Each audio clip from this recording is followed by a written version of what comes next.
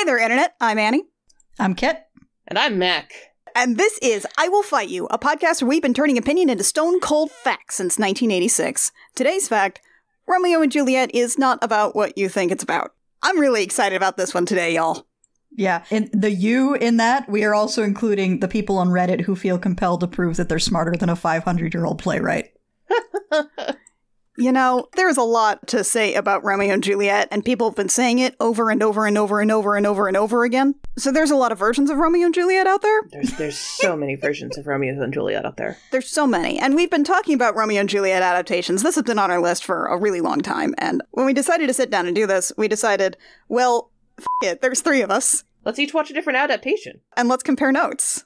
This may prove to have been a bad idea, but I think it's going to be fun. It's going to be hilarious. So what we're basically going to do here, and we just kind of discussed this a couple minutes ago, so we'll see how this works. We are going to be talking about our different movies that we watched, and then we will be going act by act from Romeo and Juliet, the play. So we're talking about a 5-act structure here, folks. And we will be talking about what happens in the actual play, and then we will attempt to map our movies onto this structure and see exactly what diverges. And folks, it's going to diverge pretty quick. We should discuss what movies each of us watched. Kit, do you want to start? Because I think you have the, Yeah, you have the closest to canon, I think, Kit. Yes. yeah, the one I watched was probably the most faithful adaptation of everything we've got here, which is Baz Luhrmann's 1996 movie Romeo plus Juliet with Leonardo DiCaprio and Claire Danes as the titular characters. It transposes everything into modern-day Los Angeles while still calling the city Verona, despite the fact that that's not what Verona looks like now or ever. You know, it's kind of like Versailles, Indiana. You know, it's got the same name. Yes, it's actually pronounced Versailles. It's actually, It's actually pronounced Versailles. Yes. And yeah, I think my favorite adaptational detail of this one is the fact that they've changed Paris's name to Dave Paris. Dave Paris, so everyone's just calling him by his last name. Dave Paris, as played by who plays Ant-Man. Paul Rudd? Yeah, Paul Rudd plays Dave Paris. Paul Rudd? Paul Rudd is playing Dave Paris. Paul Rudd is Paris? Paul Rudd is Paris. Wow. Somehow I have completely missed seeing Romeo plus Juliet. Yeah, also Miriam Margolyes as Nurse in like a not particularly good Spanish accent. Oh boy. Yeah. I think mine might be the next in line in terms of canon closeness. I watched... That's really funny compared to the sentence I'm about to say. I watched 2011's Gnomeo and Juliet. Oh boy. The one with lawn gnomes. It was made in the year of our Lord 2011, which I definitely thought that, like, there would be a very substantial Wikipedia page to explain why the hell they made a Romeo and Juliet movie about lawn gnomes in the year of our Lord 2011. And I got nothing, folks. I would have killed to be in the pitch meeting for this movie. How on earth did they sell this? As far as I can tell, it is literally just... They had the spec script. They probably built it all on the strength of, hey, Romeo, lawn gnome, and you smush those two together and it says Gnomeo. This is directed by Kelly Asbury, who also directed Shrek 2 and Smurfs the Lost Village and Spirit Stallion of the Cimarron, which I would like to believe that he is personally responsible for saying, no, let's put in Matt Damon voicing over the whole horse movie. And it was written by 3 guys who have written vanishingly little else before or since. But there is no explanation that I could find for a movie about 2 garden gnome armies who fight and live by Toy Story rules where they can't be seen by people and then they smooch. Yeah, no, I need an explanation. I need to know the genesis of this concept. Yeah, because it's clearly the result of some kind of, like, sustained madness, but I got nothing.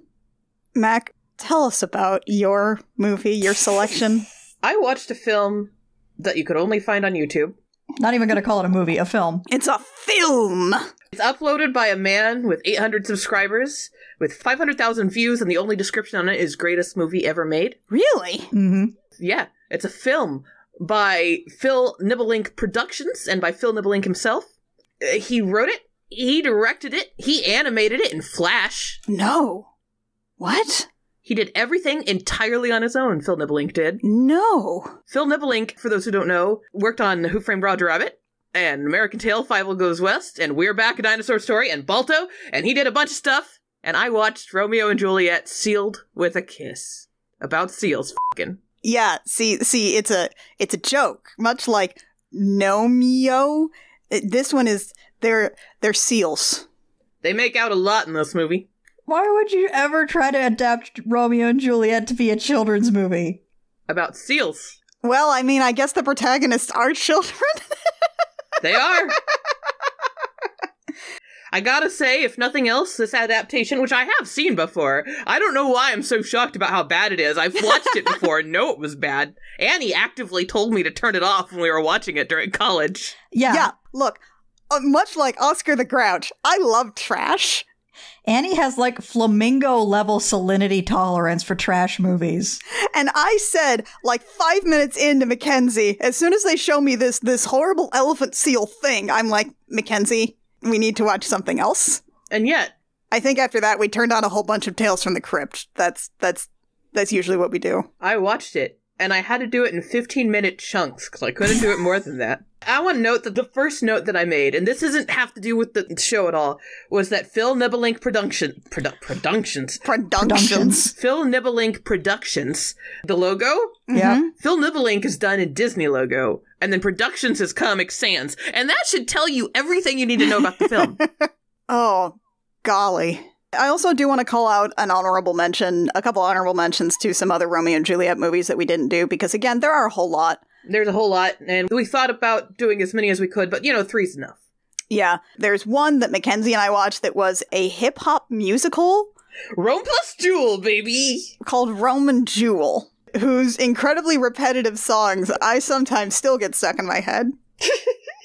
I also want to call out to the one that Rio brought up when I mentioned that we were doing this episode, which is, I think it's called Cold Bodies or Warm Bodies or something. It's that movie that... Oh, the zombie movie. The zombie movie, yes. Her name is like Julie or Juliet or something, and the zombie's name is actually like R. So it is apparently actually kind of a Romeo and Juliet movie. Okay. There's a lot of these out here, folks. There's even like animated cartoon movies about the true story with animal friends of Tristan and Isolde. So there's so much. Look, you all know about Romeo and Juliet, right? You know it was written by William Shakespeare. It's a play. Yeah. It's a 500-year-old play. It's a 500-year-old play. You kind of know how this whole thing goes. Everyone knows how this whole thing goes, but they always seem to focus on the idea of star-crossed lovers and not the part where they all die at the end. Yeah. See, every teen movie ever, especially Twilight. Twilight actually goes into the whole thing. It sure does. Oh, sorry, you just got me thinking about the vampire deciding that he's going to show everyone he's a vampire by walking out in the middle of Italy in body glitter, and that's the big dramatic beat. Welcome, that's what I'm here for. Oh, boy. Harpo. Okay, shall we get into it? Yeah. I guess. Okay, so I guess before we even start with Act 1, we have the prologue. This is something you have probably heard before. Yeah, in Fair Verona, where we set our scene, etc., etc. I actually have it copied down. Mackenzie, you're pretty good at this. Do you want to read it, or...? I should probably close the Sealed with a Kiss version. I would say yeah. Two households, both alike in dignity, in fair Verona, where we lay our scene. From ancient grudge break to new mutiny, where civil blood makes civil hands unclean. From forth the fatal loins of these two foes, a pair of star-crossed lovers take their life, whose misadventured, piteous overthrows do with their death bury their parents' strife. The fearful passage of their death-marked love, and the continuance of their parents' rage, which but their children's end naught could remove, is now the 2 hours' traffic of our stage, the which, if you with patient ears attend, what here shall miss, our toil shall strive to mend. Which I should point out that back in the Elizabethan era, they could have got through this in 2 hours because the recitation of the dialogue was very da-da-da-da-da-da-da-da, went very fast. These days, with people trying to emote with this dialogue, it takes much longer than 2 hours. Unless you're Romeo and Juliet, which is a lean 86 minutes. Oh, dear God. Hold on. Sealed with a Kiss is 72 minutes. Ooh. How long was Romeo plus Juliet? 2 hours on the dot. Ooh. They really committed. I think they had to cut some stuff as a result. But first off, the purpose of this in the actual play, when it was being performed in the Elizabethan era, was basically, it's the same as like the first scene in Phantom of the Opera with the auction. It's there just to have something happening while people are getting to their seats. And secondly, it's there as like a guide to what's going to happen for the people who aren't really paying attention, are going to have to leave early, or who are arriving late. You know, it's an old song. It's a sad song. Don't worry about it. We're going to watch it again. You know how this goes, folks. So I actually have a prologue in mind. Yeah, Romeo plus Juliet has this prologue. It has it as a fucking news story. It's a Baz Luhrmann movie. So this little, like, 80s vintage television pops up on screen. It's, the camera slowly zooms towards it. It's just a television floating in the void. And it pops on, and it's just like this modern newscaster reading this exactly, which is your warning that, despite this being a modern-day adaptation, they are going to use all of Shakespeare's dialogue in this movie. So this is meant to be like a news retrospective? Yeah, this is supposed to be like a news retrospective of, well, at the very least, the opening is. It's the news story about what happened. And then we flash back. And then you flash back, and it opens with a fucking, the movie opens with a trailer for itself. Like a title sequence? Not even really a title sequence. It shows a lot of shots of Los Angeles pretending to be Verona, and a lot of shots of the characters, and it actually has, like, the trailer style starring so-and-so as character name flashing up on screen. It's an artistic choice. Huh. I also have a prologue. Gnomeo and Juliet actually starts as though you are looking at a stage from the audience with like a drawn curtain, and there's even like an orchestra like tuning and everything. And then a gnome arrives on screen to announce that we're about to be watching Romeo and Juliet, as though there is actually a chorus. And he's like, the story you are about to see has already been told a lot, and you're going to hear it again, but different. This is the whole pitch. The movie's justifying its own existence in the first scene. Always a good sign. Yeah, and then the gnome is like, but there's a long, boring prologue, and I'm about to read it to you. And they do a little joke where he's got like a whole big, long scroll. Do they actually call it a long, boring prologue? He calls it a long, boring prologue. It's 14 lines. Don't dunk on your own source material. What are you doing? It's 14 lines, my dude. We just did it. It takes less than like 20 seconds. How cool is your life that this is too much time to spend on reading something? They even do a whole bit where he's got like a big long scroll that he unrolls that shoots at the camera, because maybe this was 2011 and it was in 3D at the time. And he starts in on like two houses, both alike in dignity, whatever. And then he gets yoinked off stage by like a shepherd's crook made out of, I think, like a wire hanger. Mackenzie, did you have a prologue, Mackenzie? I don't remember. We zoom in on an outcropping of a rock. A tree is on top, and waves are coming in. We see this from fucking 50 different angles. Okay, it's like 10. I actually counted. It was 10, but it feels like 50 because it's going on. And we zoom in then on a reflection of the tree from the top of the rock. Okay. And there's like a red glob, and then a voice, who I think is Benvolio, who sounds like he's recording in a phone booth. Once upon a time, in a world not very different from our own, there lived two families. Huh. Alike in dignity, differing only in color. Uh-huh. The Capulets and the Montagues. From ancient grudge, these two families sought for sand and sea. From these two foes came two star-crossed lovers. And that's our prologue. Jesus Christ. It lacks a bit of the poetry. Yeah, it lacks a bit of lyricism, I gotta say. And you're just staring at a picture of a tree. I wish I could emphasize how much you stare at this tree. This movie, it likes doing this, where it will randomly show you something and then show you 10 angles of it. And you're like, why am I seeing this from 10 different angles? I don't know. Which is interesting because, like, if you're doing it from that many different angles, that means that you're doing that many different shots. You're drawing that many different things. It doesn't seem like that would really save you all that much in terms of your budget. Wouldn't think so? I mean, it's still static, but you're still, like, drawing more. They're still flash seals, buddy. Okay, so that's our prologue, and then we begin in Act 1, which, in the play, how Act 1 functions, and there's a couple of different summaries that I've gathered together that I'm going to be reading. The one that I'm pulling from most is going to be from absoluteshakespeare.com, because the Cliff Notes webpage chose to organize these by actual in-story days rather than the act structures themselves. Why? Yeah, which, you know, does put things into perspective, but it also means that you're going to, like, day 1, Sunday, Act 1, Scene 1 to Act 2, Scene 2. And it's like, no, just back up 2. Just back up 2 scenes.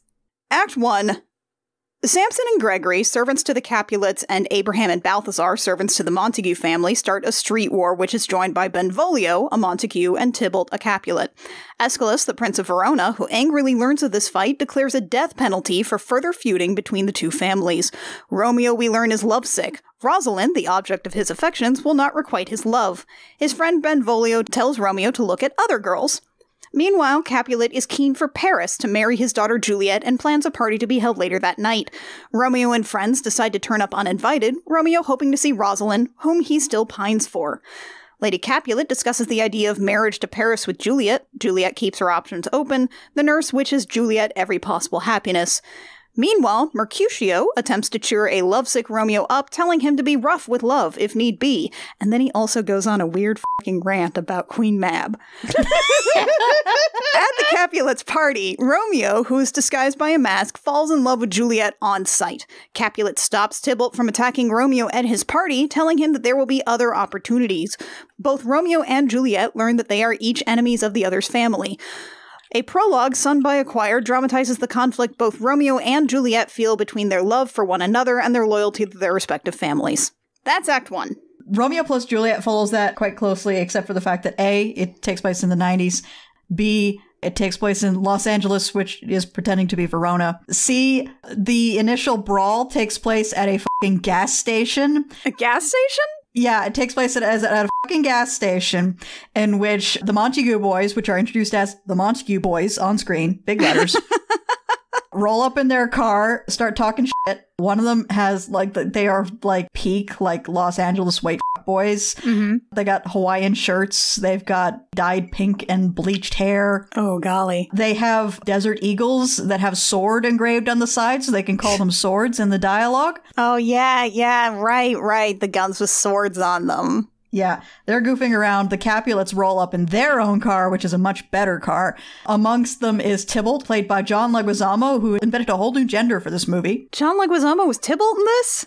John Leguizamo was Tybalt in this. Oh, bless his heart. It's a lot. Him playing Tybalt is so much. He's got like some flamenco dancer shit going on. John Leguizamo just puts so much into every single role that he does, I swear. It's just so much. It's so much. He's doing gun katas all over the place. And then the gas station ends up catching fire as a result of the brawl. How? Gas. Yeah, gas. Okay, sure. Yeah. Do they do the bite the thumb thing? Oh god, yeah, but it's the dumbest possible execution. Really?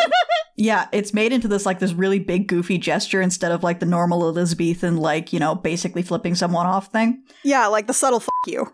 Yeah, the subtle fuck you. And then we get further and further into basically the same events with, Mercutio's weird rant. Mercutio is played by Harold Perrineau, by the way, and is very good as Mercutio, but his weird rant is basically him being on drugs and getting Romeo to also take drugs.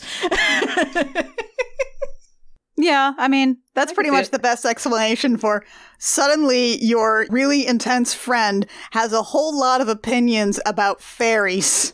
Yeah. The Montagues and the Capulets in this are played as, I'm guessing rival mob families. They never quite lay it out because Shakespeare didn't write any of the dialogue to explain why this happens, what the deal is, because Shakespeare was writing these two as noble families, which something that I think is part of the reason why Romeo and Juliet gets so badly misinterpreted in the modern day is that, a lot of people, especially smug people on the internet, are like, oh, well, these characters don't have the same, value systems, genre awareness, and emotional intelligence of me, a modern-day contemporary middle-class American. Therefore, they're stupid and/or this is written badly. But the fact that these are noble houses just basically plays into a lot of what happens, because in the time and place that this play was first performed, the fact that these characters were nobles meant certain things. One of them being that nobility is a magical property conveyed largely through, blood descendancy. And secondly is that for a long period of history up until relatively recently, law derived from whatever the nobles said. So, like, there was a set of rules for the nobles, and there's a set of rules for everybody else, and never the twain shall meet.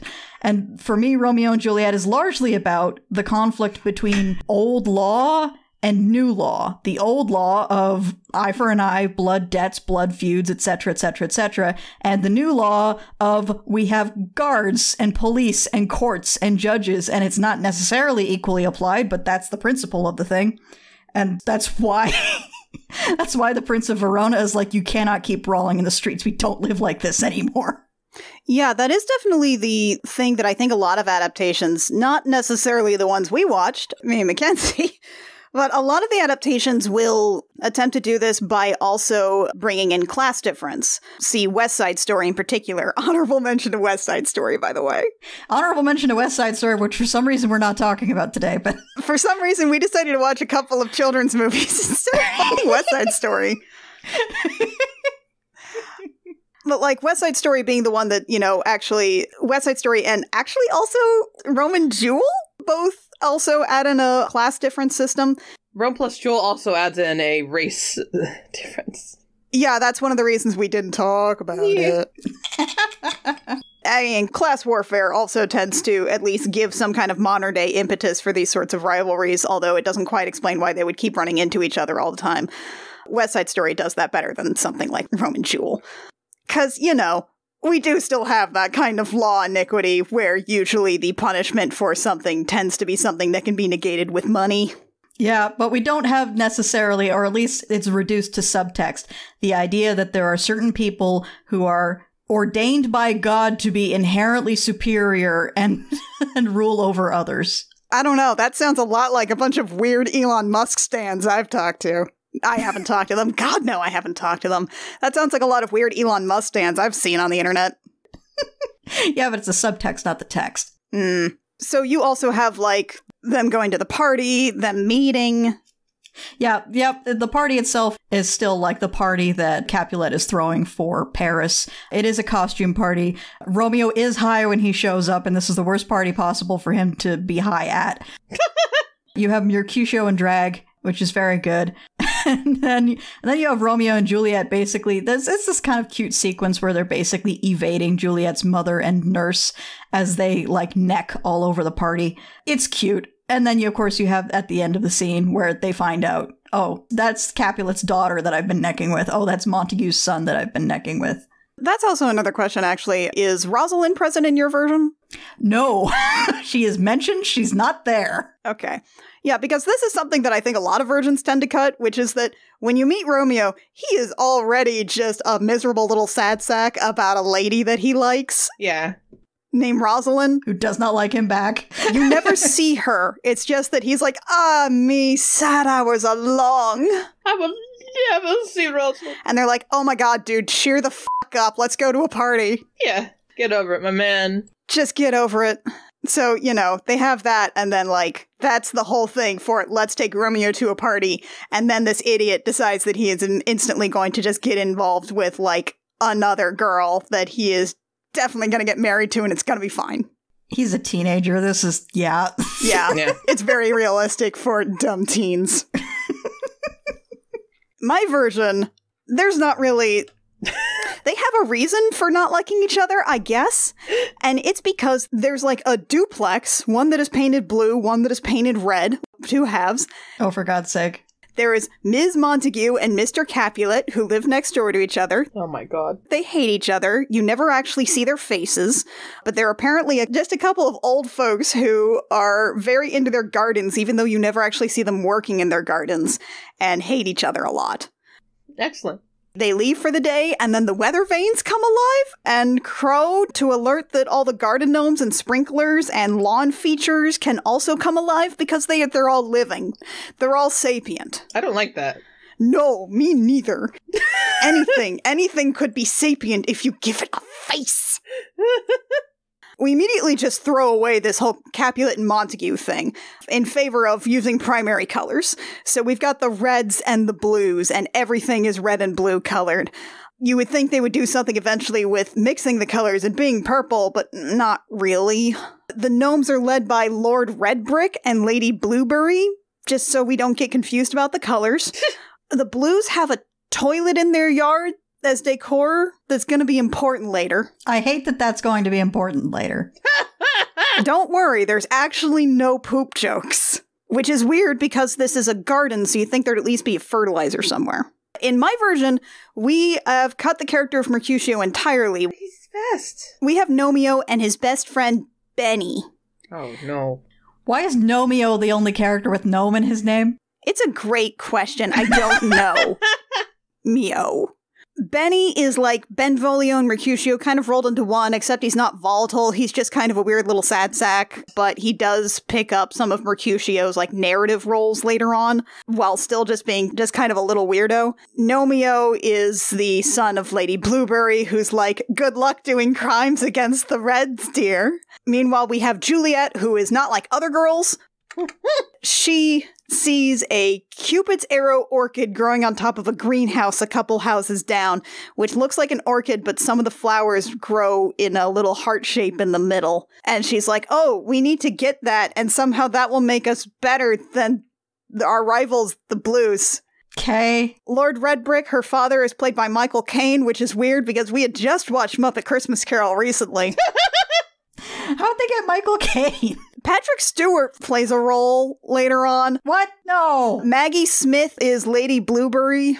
Dear God. Yeah, they went down a who's who of a lot of, like, famous British actors for Romeo and Juliet. Fuck's sake. Yeah.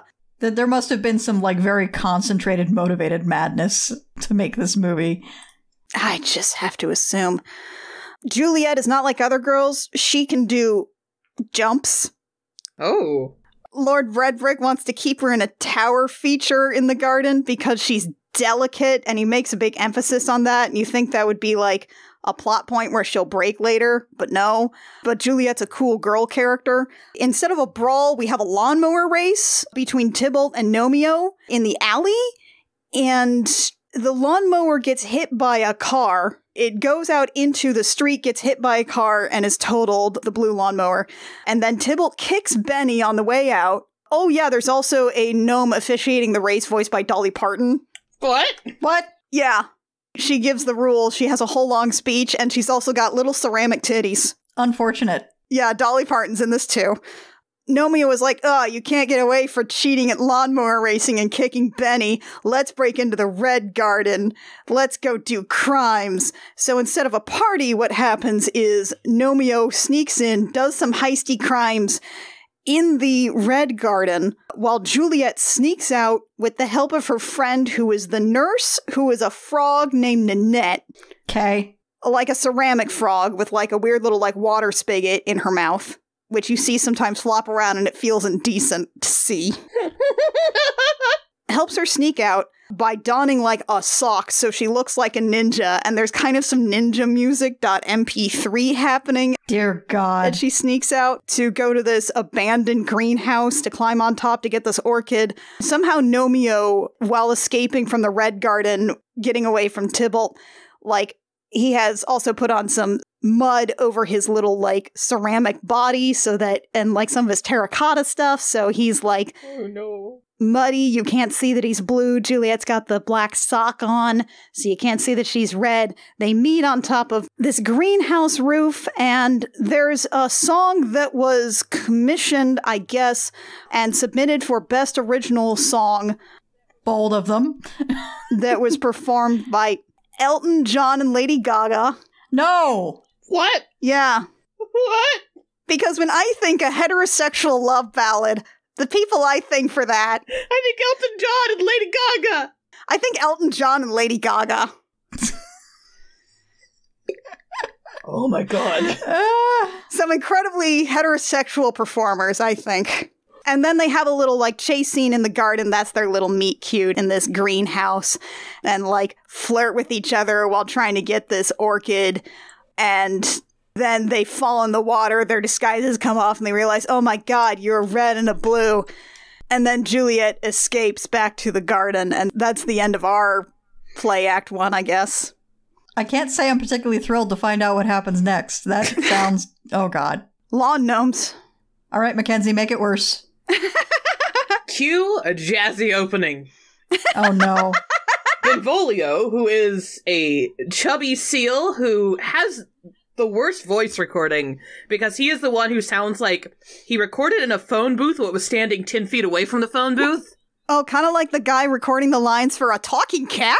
Yeah, exactly, actually. His voice is kind of a nasal. Oh no, guys.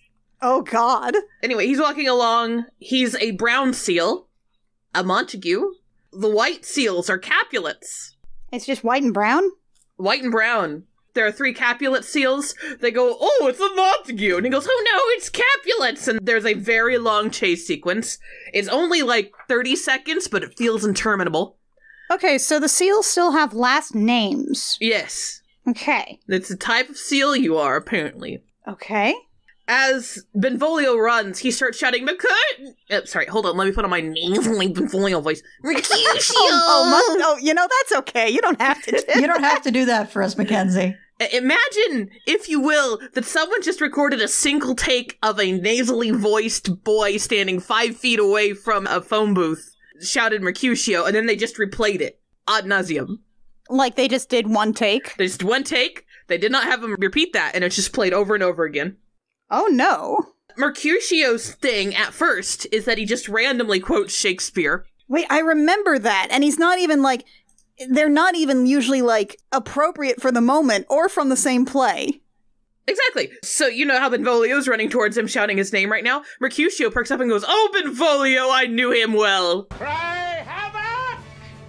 And let's slip the dogs of war. But you know him right now. Mercutio then fights the Capulets. Why is Mercutio fighting the Capulets? Is he a Montague in this? He's a Montague in this. But he's not a Montague. Mercutio is the prince's, like, cousin. Don't even think about it, kid. He's a Montague. I thought Benvolio was the prince's cousin. No, Mercutio is the prince's cousin. Benvolio's also a Montague. Just don't worry about it. Benvolio's a Montague. He's Romeo's cousin. Ah. As Mercutio leaps down to fight the Capulets, he goes, to be or not to be, that is the question, capiche? I am constant as the northern star. I'd give real money if he'd shut up. Is that a threat? Is he using that as a threat? He's using that as a threat. Benvolio says, ow, he's definitely not meant to be, says Benvolio. What? And then Mercutio growls, and all the Capulets immediately flee, because I guess he's scary. Okay. We then repeat the same cry of Mercutio from Benvolio that was already pre-recorded. No new takes. None needed. There's now a chase scene that goes back and forth with Mercutio and Benvolio chasing the Capulets. And then more Capulets join with those Capulets, and they go back and forth and back and forth. It's real Scooby-Doo in here.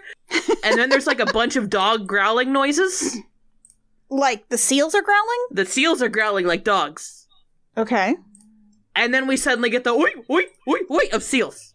What? They do dog growling, but then sometimes they do like barking, like seal barking? They do seal barking. Yeah. Okay. Okay. So that's the opening scene. Annie, I can see why you found this unwatchable. I think it was actually the Mercutio stuff that I was just like, no. We now pan to that same tree we stared at forever in the opening. No! See? It comes back. It's a good movie. And Juliet is there. Juliet is a white seal with eyelashes. No other seal has eyelashes. Don't worry about it. Are there any other girl seals? No, there are other girl seals, I think. We'll get there. But they don't have eyelashes. They'll show up at the party. Okay. That's the only time they show up. Gotcha. None of them have eyelashes, though. So, as Juliet watches, jazzy music breaks out, and the seal war keeps happening. It's nonstop. Mercutio shouts, all the world's a stage, as he puts a lobster on a Capulet's butt. God. What? What? Why? And then we fade from that, and then we zoom in on Romeo, who is sitting on a different rock without a tree, but it looks exactly like the tree rock, just sans tree. So they just remove that part of the cell. They just removed that part of the setting. They just had rock asset. And Romeo's sitting on top of this rock and kind of looking sad. Romeo looks exactly like Juliet, but he's brown and no eyelashes. So you can tell they're meant to be. They have complementary character designs. Yeah, exactly. And by that, I mean the same character design, but one of them's a lady. In the distance, there's a fire. A fire. And then Mercutio comes surfing in, shouting, bubble, bubble, toil and trouble. What? God damn it. Why? What does he say? Is he farting? What's happening? He slams into Romeo, and then we suddenly flash back to the seal fight. I don't know why Benvolio and Mercutio left. Why was there a fire? I don't know what's going on. The seal fight's still going on. Mercutio and Benvolio were the start of it. What's on fire? Mackenzie, what's on fire? I don't know. But there's like a fire, and then there's Mercutio coming in surfing. Okay. So that's where I left my cigar. That just raises further questions. And the prince shows up, who I think is at one point called Tybalt. No. Okay. The prince is an elephant seal. But the prince is also Paris. But he's also Paris. And Tybalt. But he's also Tybalt. And he's also ominously just called the prince most of the time. Right. So they're all combined into one character, and he's going to want to wed Juliet later. That's not come up yet. He basically is like, all of you stop fighting. I should say that you can't understand a word the prince says. As in, like, on purpose, or? So you know how Benvolio was recorded 5 feet away from a stage? Yeah. Imagine if somebody voice recorded 20 feet away from the phone booth, and they were very drunk, so they scarbled everything. Gotcha. That's the prince. Maestro, a tango, please. So he says something that sounds like... and it ends with banishment to Shark Island. Banishment to Shark Island? That's the only part I could understand. There are no closed captions for this. I gotta say that if there's anywhere that I'm pretty sure a shark cannot live, it's on an island. Okay. Okay, so this is the prince threatening death for anyone who keeps fighting. Yeah. Is that what happened here? Basically, I think. I assume. Not sure. All the seals gasps, the prince farts and leaves. Okay. He farts? He farts and leaves. Why does he fart? I hate this movie, Mackenzie.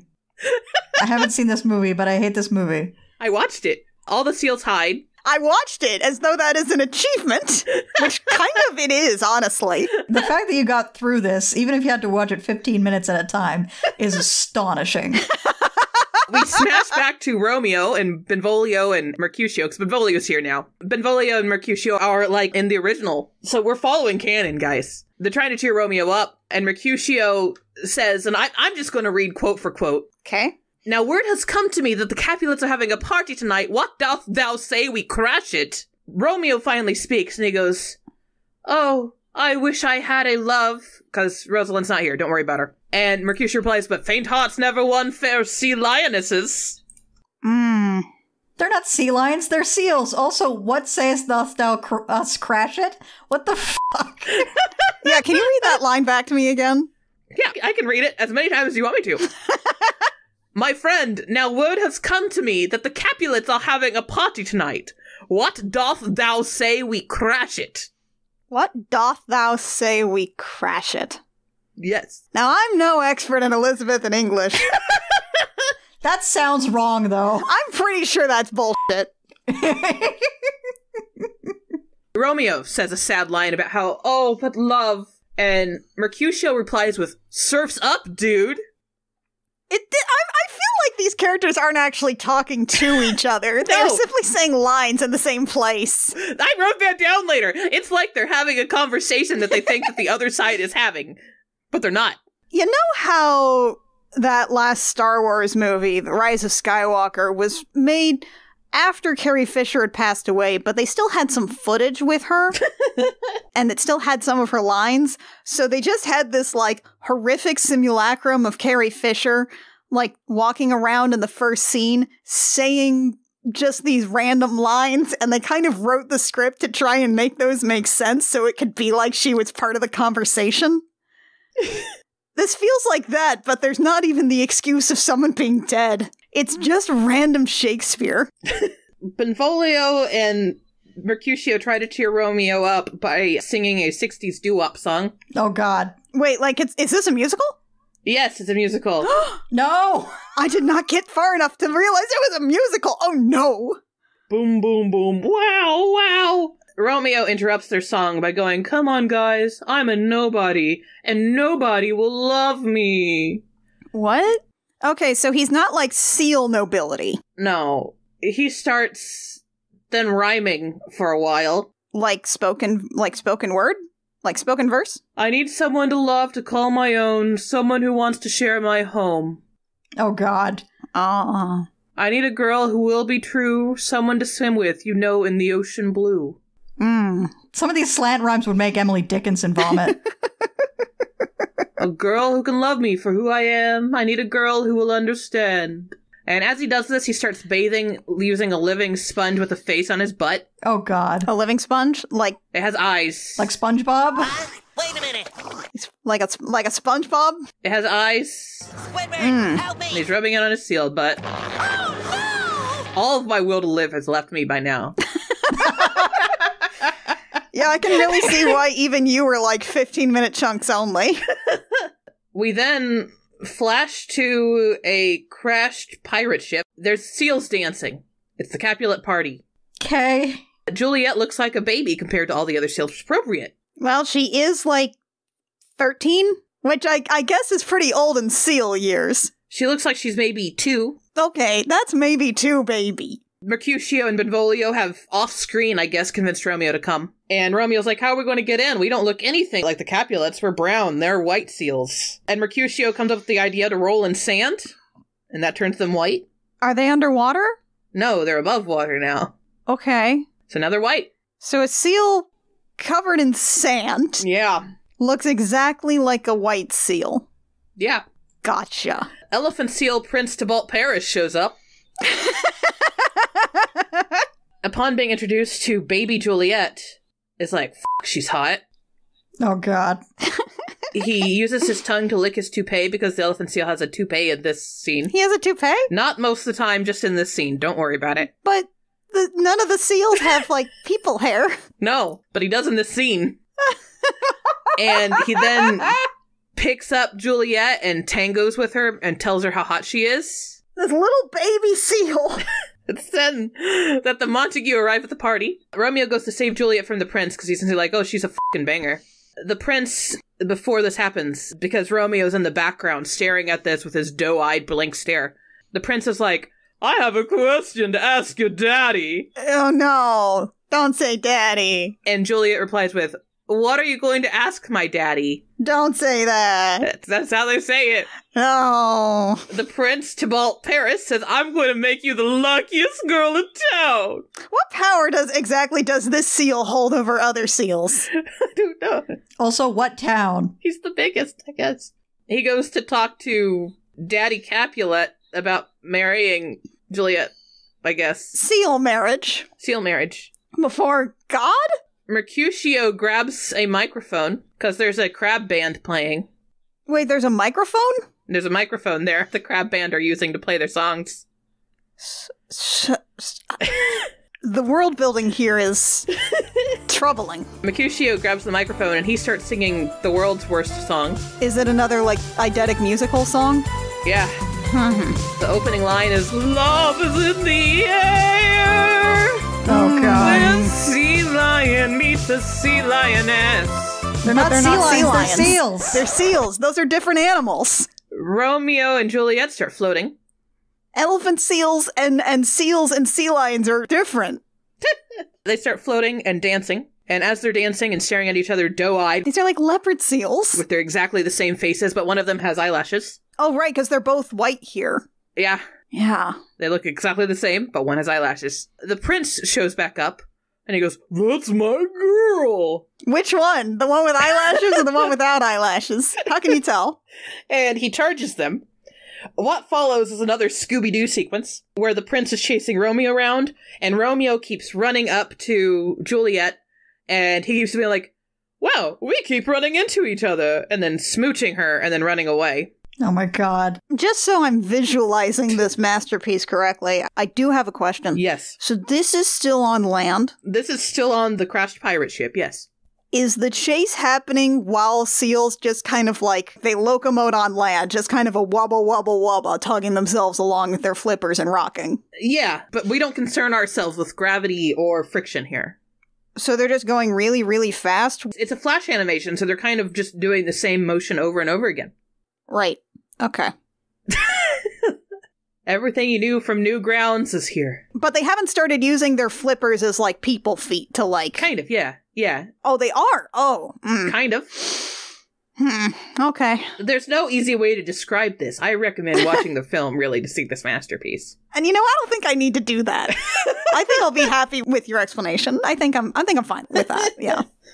So, basically, it's Romeo running from the Preds and occasionally running up to Juliet. And she's like, golly, we keep meeting each other. And he's like, we do. And then they'll smooch and then separate as he runs again. These are the jokes. These are the jokes. All the seals flee.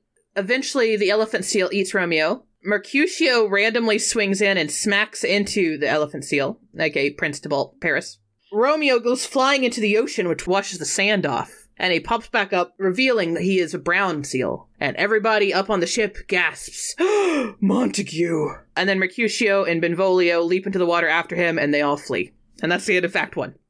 A lot of white seals are actually just pups, and they gain color as they get older, as I recall. Nope, they're the Capulets.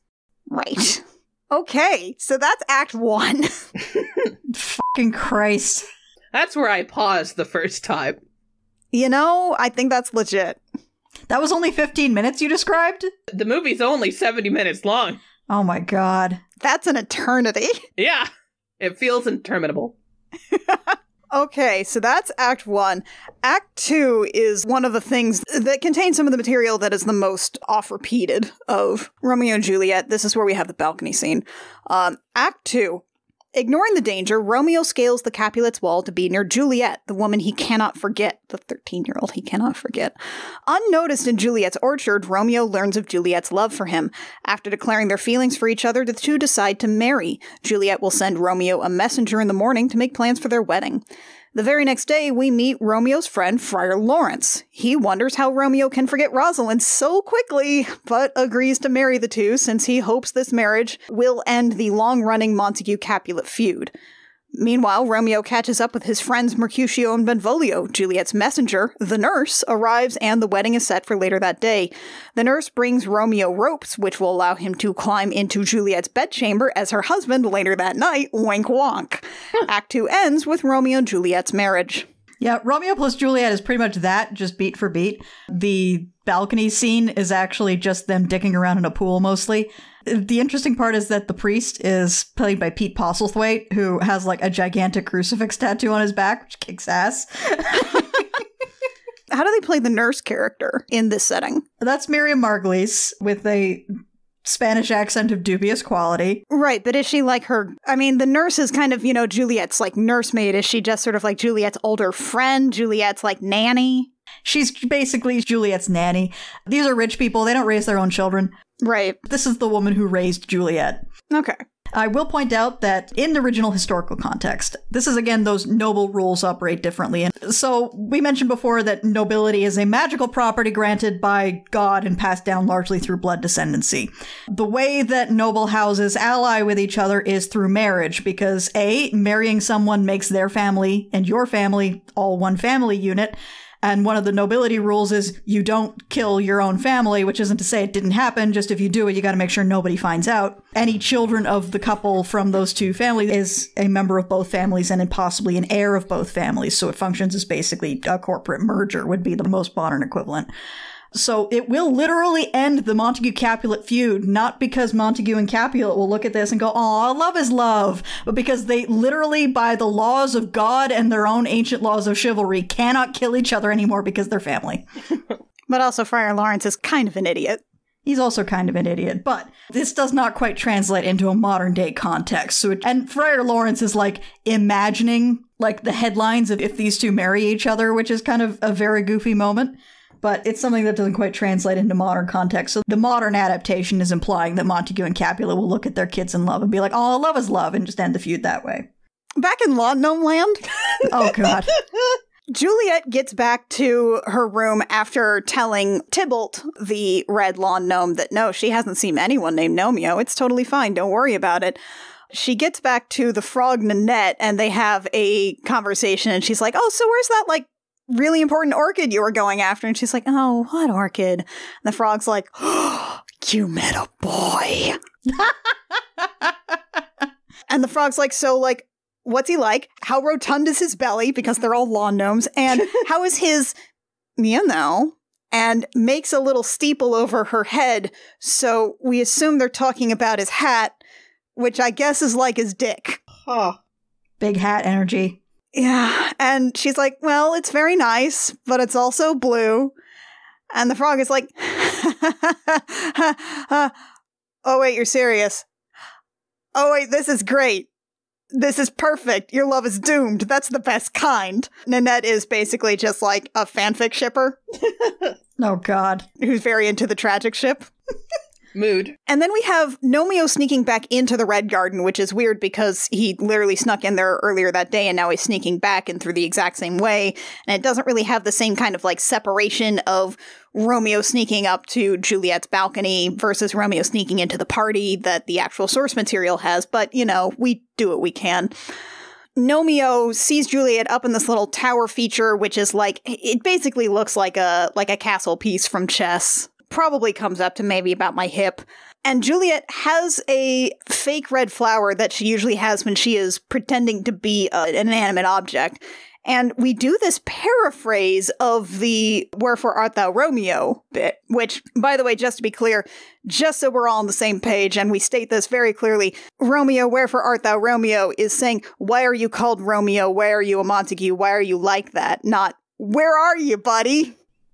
Where you at? Where you at? But to their credit, they actually don't make that mistake in this one. Yay?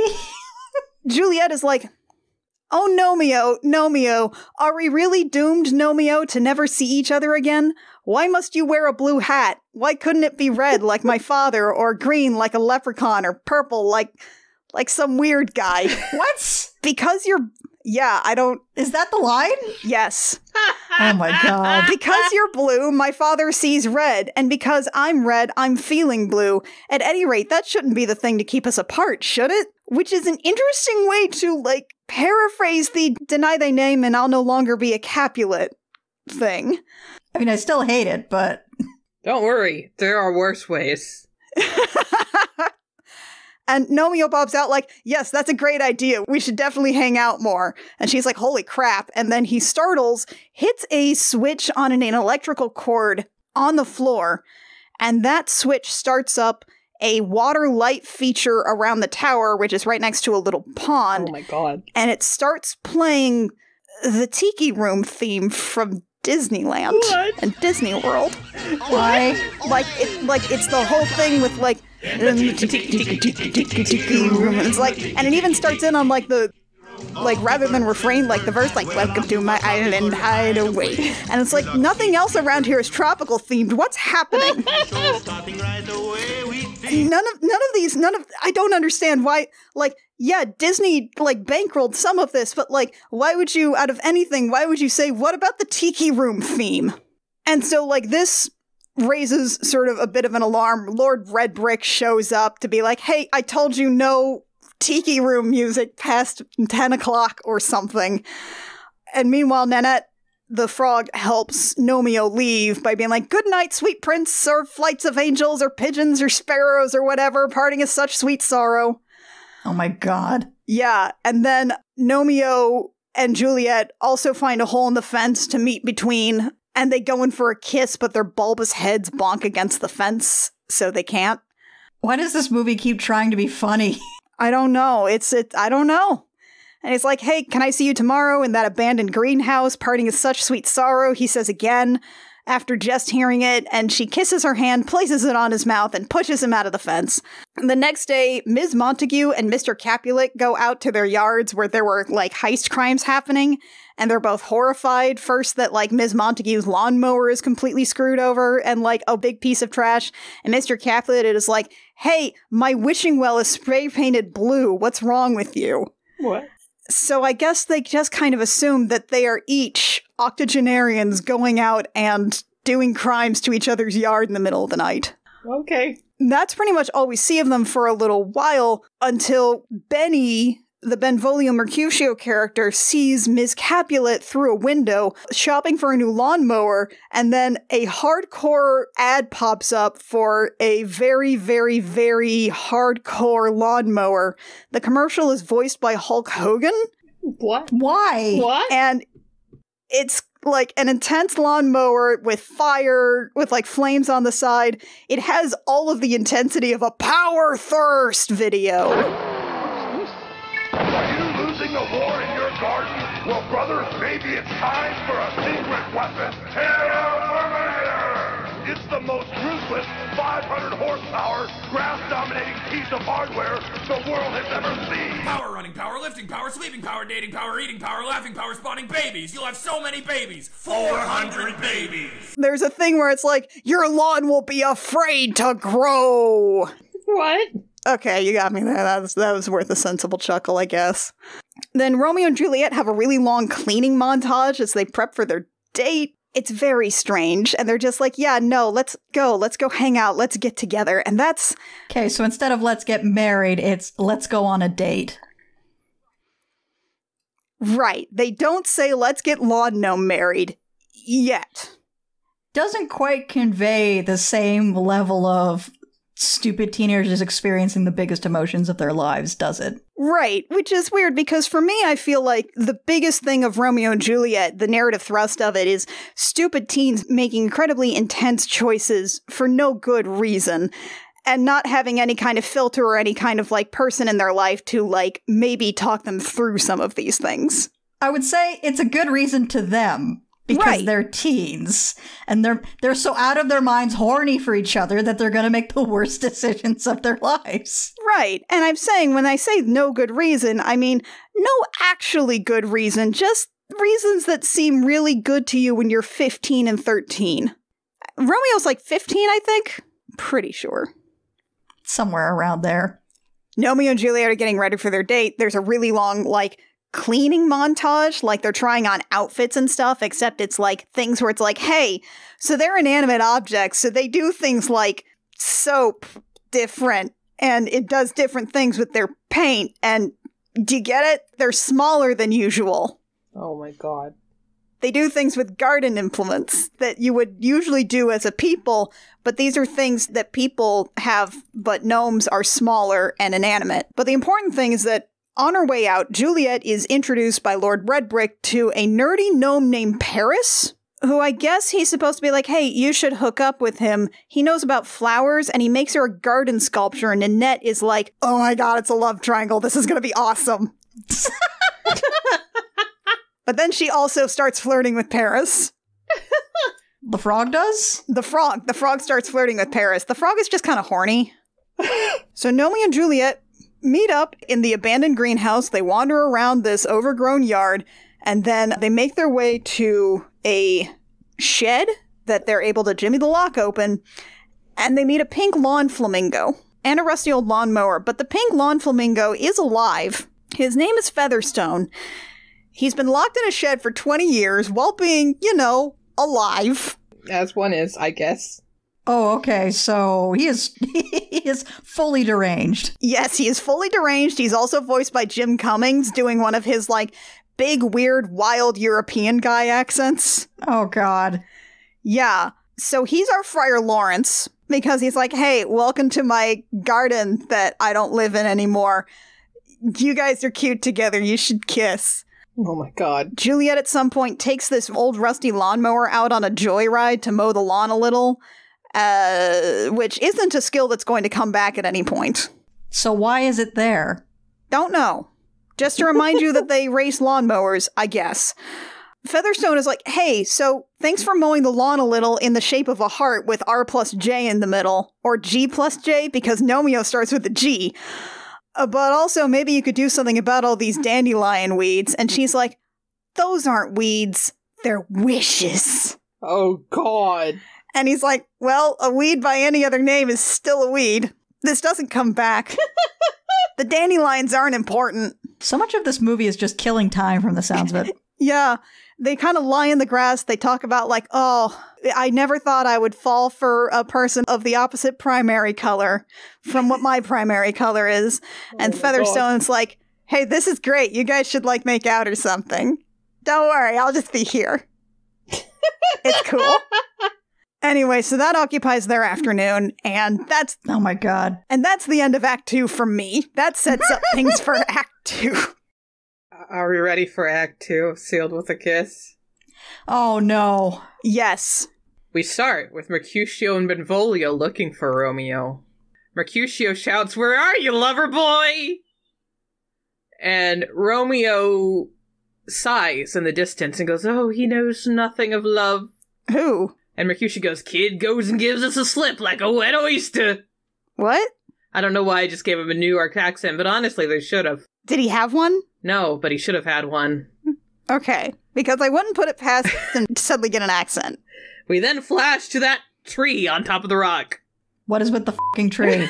Yeah, what is with the tree? It's meaningful, I guess. I don't know what it means, but it's there. Juliet's posing on the sad tree rock. Sad dramatic music is going on. Is it like Ariel perching on the rock? Yeah, it's kind of like Ariel if she's a badly animated seal.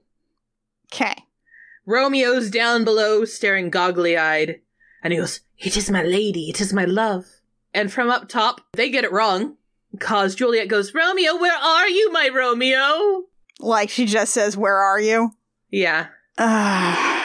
From down below, he goes, "I'm right here," but then he hides? Why? I don't know. He just said where he was. Why is she looking for him? Juliet then goes into, a speech. Okay. Or soliloquy, if you will. A monologue. Must we? We must. Excellent. Because I had to endure this, so you two must as well. All right, let's hear it. "A fish by any other color would still smell as sweet. Oh, Romeo, if only you could change your color, then you could take me and I would be yours forever." Okay. Is that it? That's the end of it? Then she starts singing. Oh. No, of course there's another song here. Her voice is very high-pitched, and she warbles, Oh god. "I love you for whom you are, you whom star my lucky star." Okay, What? okay. Now you... Hold on, I'm gonna copy-paste this. Yeah, you wrote this down for me. I did. I sent it to you after I heard it. I love you for whom you are. You whomst are my lucky star. The theme is Twinkle Twinkle Little Star. Okay. It sounded like you said, "You who star my lucky star," which that's word salad. I'm not sure those are even the proper words to use. The melody is Twinkle Twinkle Little Star. Oh No, no. really? No. I love you for... Yeah. Romeo steps out, and gazes up at her so she finally sees him. You are who? They start floating in the sky. It's two flash animated seals. I love you for whom you The background is a literal NASA picture of the universe. You are who I love. I guess he's receiving the action? I love you for whom you are. You whom star my lucky star. They sing for too long. It's only like a minute, but it feels like hours. And they are floating. And they are floating over a NASA space picture. Couldn't they just be in water? No, they're in a NASA space picture. Why would they make them seals if you're not going to use the... The song ends as Juliet's father shouts for her, and Romeo instantly goes, "Hey, want to marry?" What? Like that? That's his proposal? Yeah. Juliet says yes 1,000 times yes. They make out What? for like solid fucking 5 minutes. Oh, I don't like... I know it's even called Sealed with a Kiss, but somehow I really don't like the visual image of these two seals, like, swapping tongues. Romeo pulls away and goes, "Friar Lawrence's tomorrow," and then leaves. So there's a friar. Yep. There's a seal fryer. We'll get there. You know, for some reason, the prospect of a seal fryer is the most terrifying thing so far. So they have a god. As So there's a Romeo seal leaves, god with seal Catholicism. So Juliet there's a goes, seal pope. Is there a seal pope? Is there a seal pope? as Romeo leaves, Juliet gets Is the the line, convent with the seal god sealed with a kiss as well? "It will seem like 1,000 years until tomorrow. Parting. It is such sweet sorrow." It's at this point, earlier whenever Romeo was rambling about Juliet He idly kissed a few things, and it's just kind of background fodder. You don't really think about it. But he's so excited about getting married to Juliet, he kisses things again. And one of these things that returns is a little orange fish who gurgles like a baby every time he kisses it. Oh, God. It makes me very uncomfortable. And I bring this up because that fish is going to come back later. No. Yeah. We suddenly flash again to Mercutio and Benvolio for some reason. They aren't doing anything. Mercutio's just saying some puns. Like, why did the fish swim into the sandbag? Why? So he could get some sand dollars. That's not even... What? That's the closest they could get to a pun. Now imagine 500 sea puns. That's what's happening over in Benvolio and Mercutio land right now. Nothing else is happening there. God. That's just their everyday? That's just their everyday. Nothing else is happening. No. It's really a miracle that Benvolio has not murdered Mercutio by now. We then flash to a horrifying, washed-out blue mountain, and then the animated seal of Romeo goes into it. As we go into it, there's a flash of fire, and we hear double, double, toil and trouble. What? So the friar's a witch? Eye of newt and leg of deep-fried chicken. What? What? There's an otter throwing chicken into a lava. Where did he get the fried chicken? Unknown. Why is he throwing it in the lava? Why is the friar a witch? The friar is a witch and an otter. Why? Important question. What's the name of the guy who made this? Phil Nibblink. Does Bill Nibblink know what a friar is? I don't think so. He might not know what a friar is. He might have thought it was just, like, part of the name. Or he fries something. Oh! No, I hate it. Oh! Oh, God, I hate it. Holy shit! I hate it so much. Holy shit!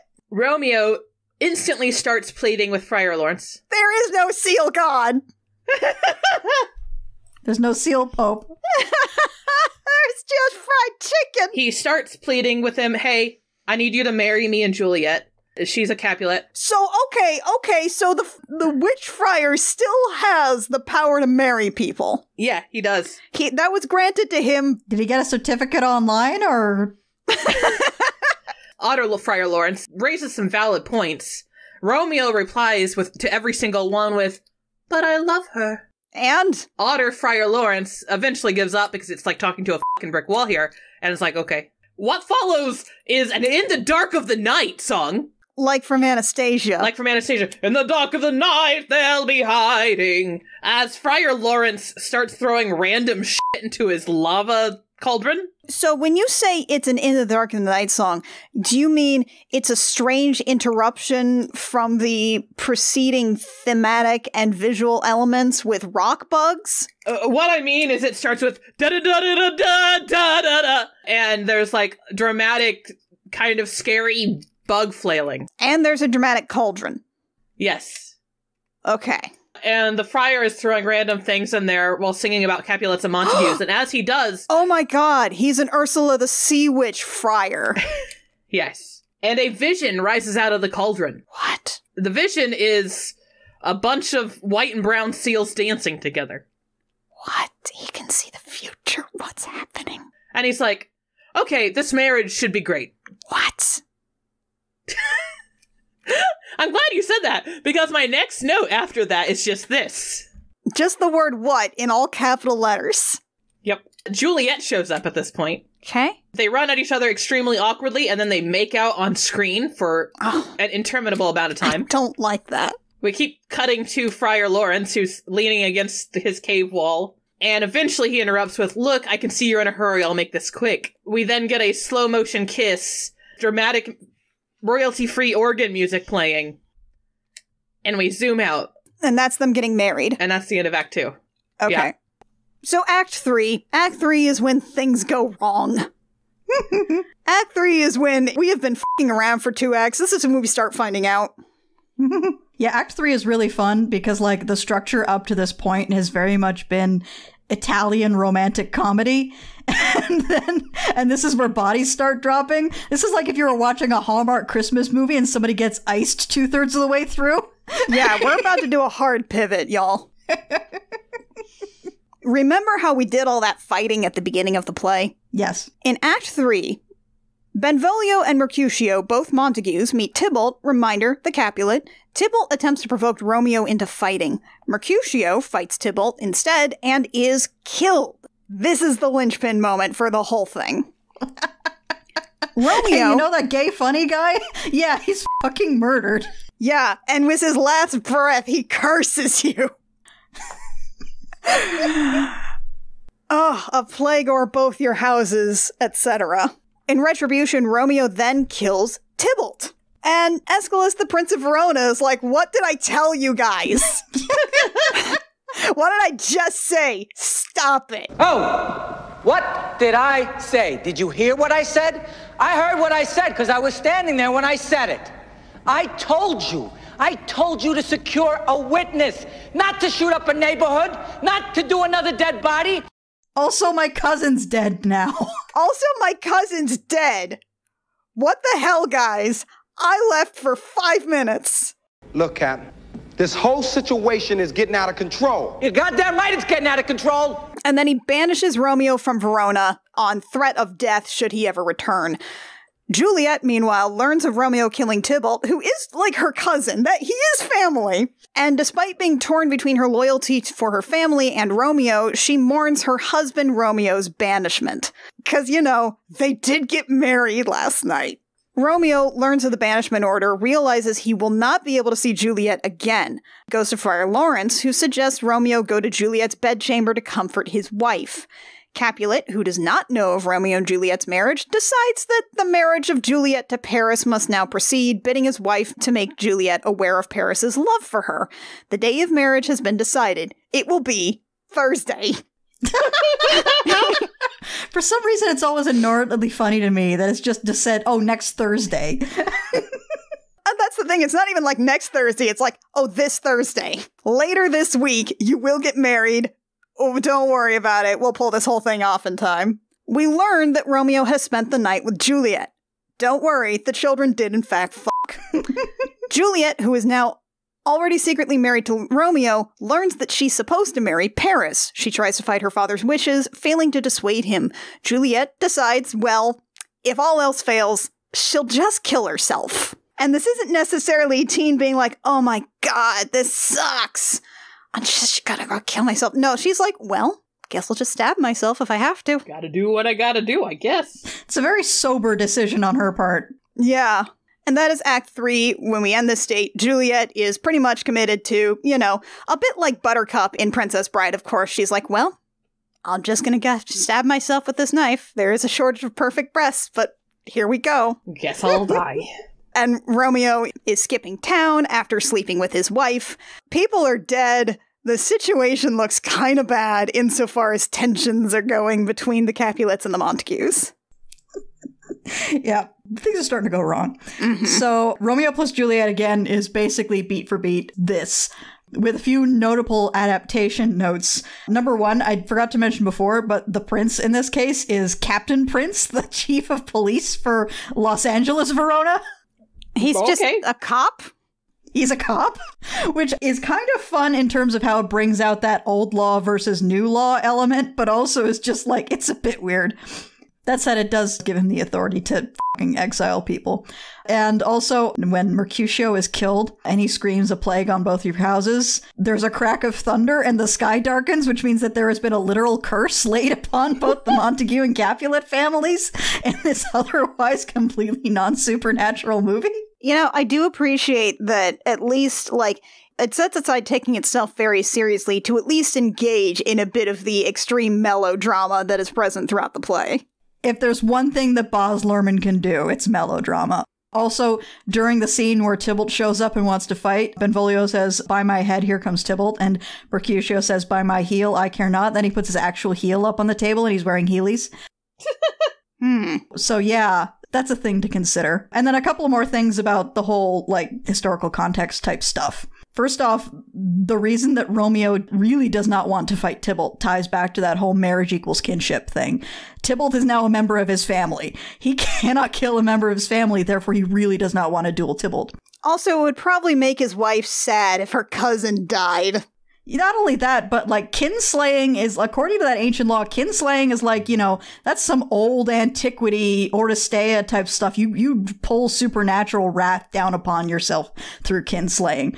So it's a big fucking deal that he does eventually kill Tybalt. And also the fact that Capulet immediately decides that Juliet has to marry Paris, that also has to do a lot with Paris is a higher ranking noble. If Paris is part of his family, legally and in the eyes of God, Paris is obligated to protect Capulet if Montague decides to retaliate for the killing of Tybalt.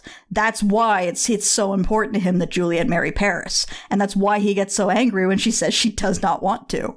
That's it for the adaptation notes, except for the fact that there's more dumb gun dueling while calling them swords because it says sword engraved on the side of the gun. It's a lot of that. Yeah, so to prolong those sorts of things, do they just, like, shoot at each other and then miss a lot? Or is there a lot of, like, fist fighting until this? The way it plays out is basically Tybalt is like, hey, Romeo, draw your gun. Romeo refuses to draw his gun. Tybalt starts pistol whipping Romeo. Mercutio gets involved, I think gets stabbed. You see a little look at the injury that he has, which appears to have been like a shot quite low on his gut, which would kill him quite slowly, but it does appear to be like a slashing wound. Mm-hmm. And then Tybalt flees in his car. Romeo chases after him in his car. They get into a car crash. Tybalt has to crawl out of his car. He and Romeo scream at each other for a while, and then Romeo shoots Tybalt. That's how that plays out in this version. Huh. Well, there you go. It's very melodramatic because it's a Baz Luhrmann movie. Mm-hmm. Anyway, Heelys.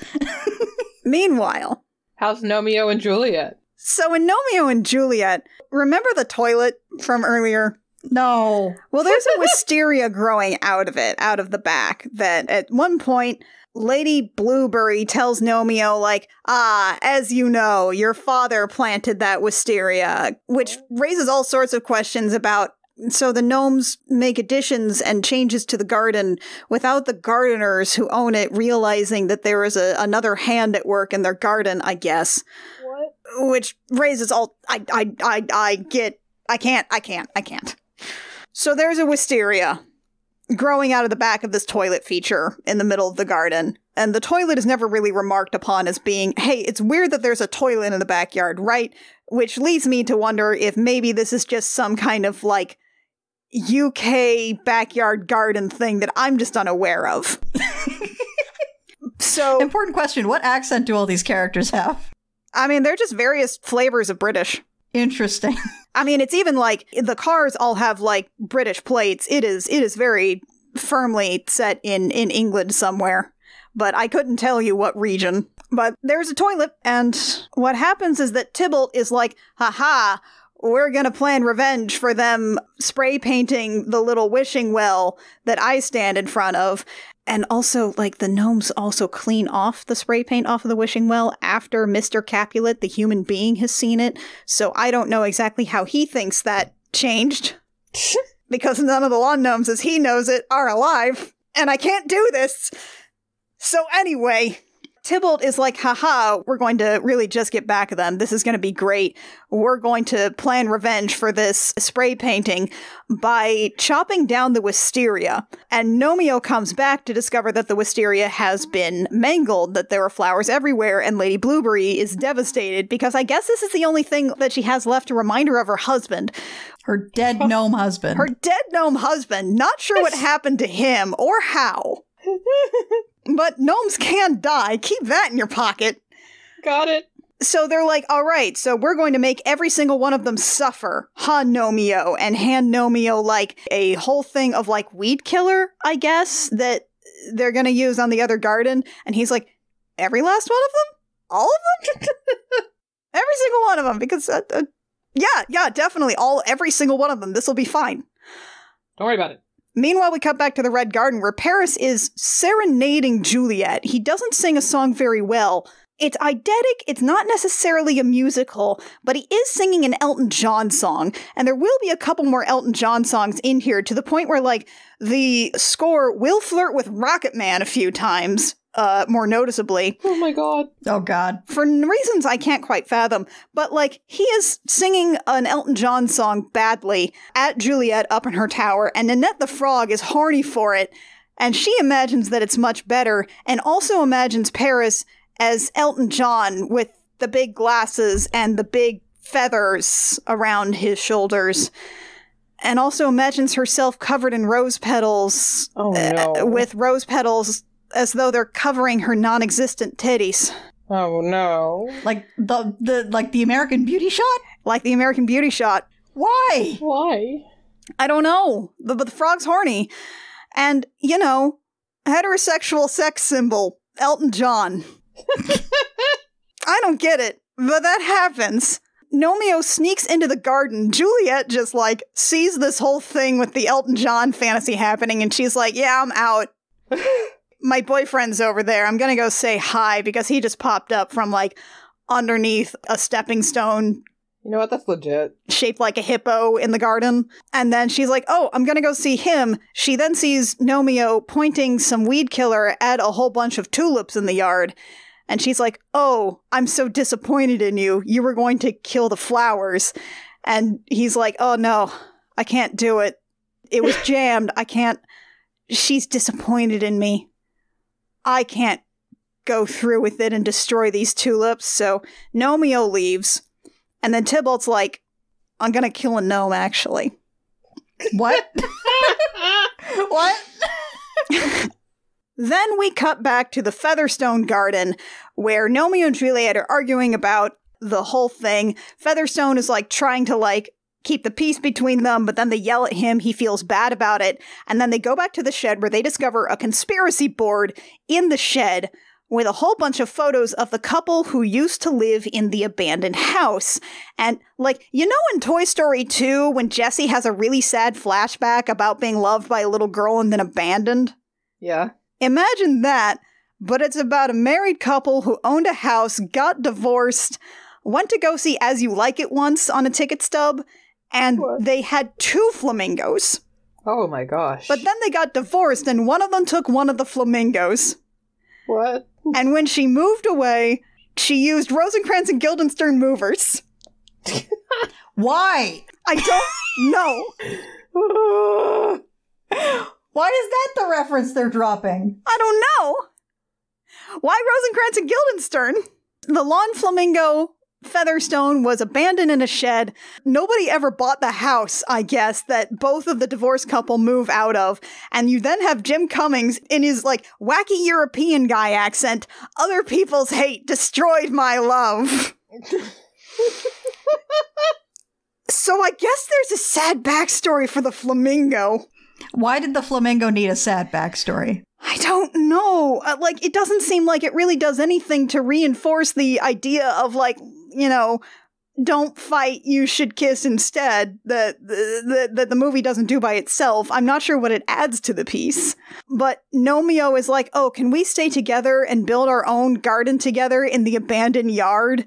And to seal the deal, they bury that poor orchid clipping that is still, like, it's very clearly dying. But it's just the bud. There's not, you can't really regrow it from that, but they're like, let's bury it, and this'll definitely be fine. Meanwhile, Benny sees this through the greenhouse and interrupts them kissing and is like, holy crap, what are you doing? Gnomeo runs after him. In the alley, Tybalt shows up on a lawnmower with a spade. Oh no. And rides down at Benny, flicks the spade, and doesn't kill Benny, but he does slice off his hat. Oh no. Which, as we established, is his dick, I guess. Oh no. And what's weird is that it cuts off the whole hat, and they take care not to really show you too much of what that looks like from the top. But as far as I can tell from later shots in the movie, this is a solid granite gnome. Because there's not a hole in there. He's not hollow. So that's a hell of a spade. That spade has been sharpened. Yeah. But Benny / Mercutio is alive. His hat is just gone. And Romeo's like, oh, how dare you? A hat for a hat. Okay. Oh no. And they fight on top of the lawnmower as it speeds down the alley. It comes up towards a brick wall on the other end that I guess is opposite of where the street is. Romeo tucks and rolls. The lawnmower hits a bump and stops, but it launches Tybalt, who goes flying off and smashes into the wall. Oh, God. Oh, they no. actually killed Tybalt in this? In pieces. Oh, my God. Oh, no. Tybalt dies. Oh, my God. In this harmless children's movie where they're like, we're gonna kill a wisteria, they're like, no, Tybalt is rent asunder.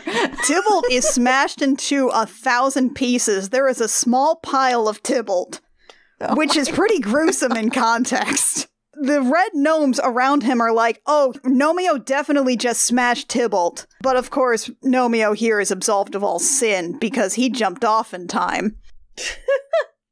But they're like, you smashed Tybalt, a gnome for a gnome. And Gnomeo runs and is almost pushed into the street. Oh, no. On the other end of the alley, and a human jogs by. And all of the gnomes freeze in little poses.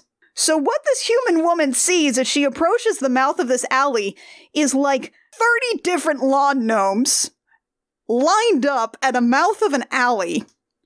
And she notably stops and goes, ugh. I mean, wouldn't you? Yeah, it's alarming. Then she moves on, but Gnomeo, while stuck, totters into the street. And then, okay, so the gnomes can move around cars, because I guess they don't count a car as a people, even though there's people in the cars. If there's a pane of glass, they can't see you. I guess. So he's bumping around busy traffic, trying to not get hit by a car, but then gets into a bit with right in front of a big truck, and there's a crack and a bunch of blue ceramic. So I guess that's it. So Gnomeo's dead. Excellent. The lawn gnomes did not fuck in Act 3, but Juliet is very sad now. And Tybalt is dead. This got wild. They sure... So Act 3 of Sealed with a Kiss starts with Mercutio doing Capulet punts.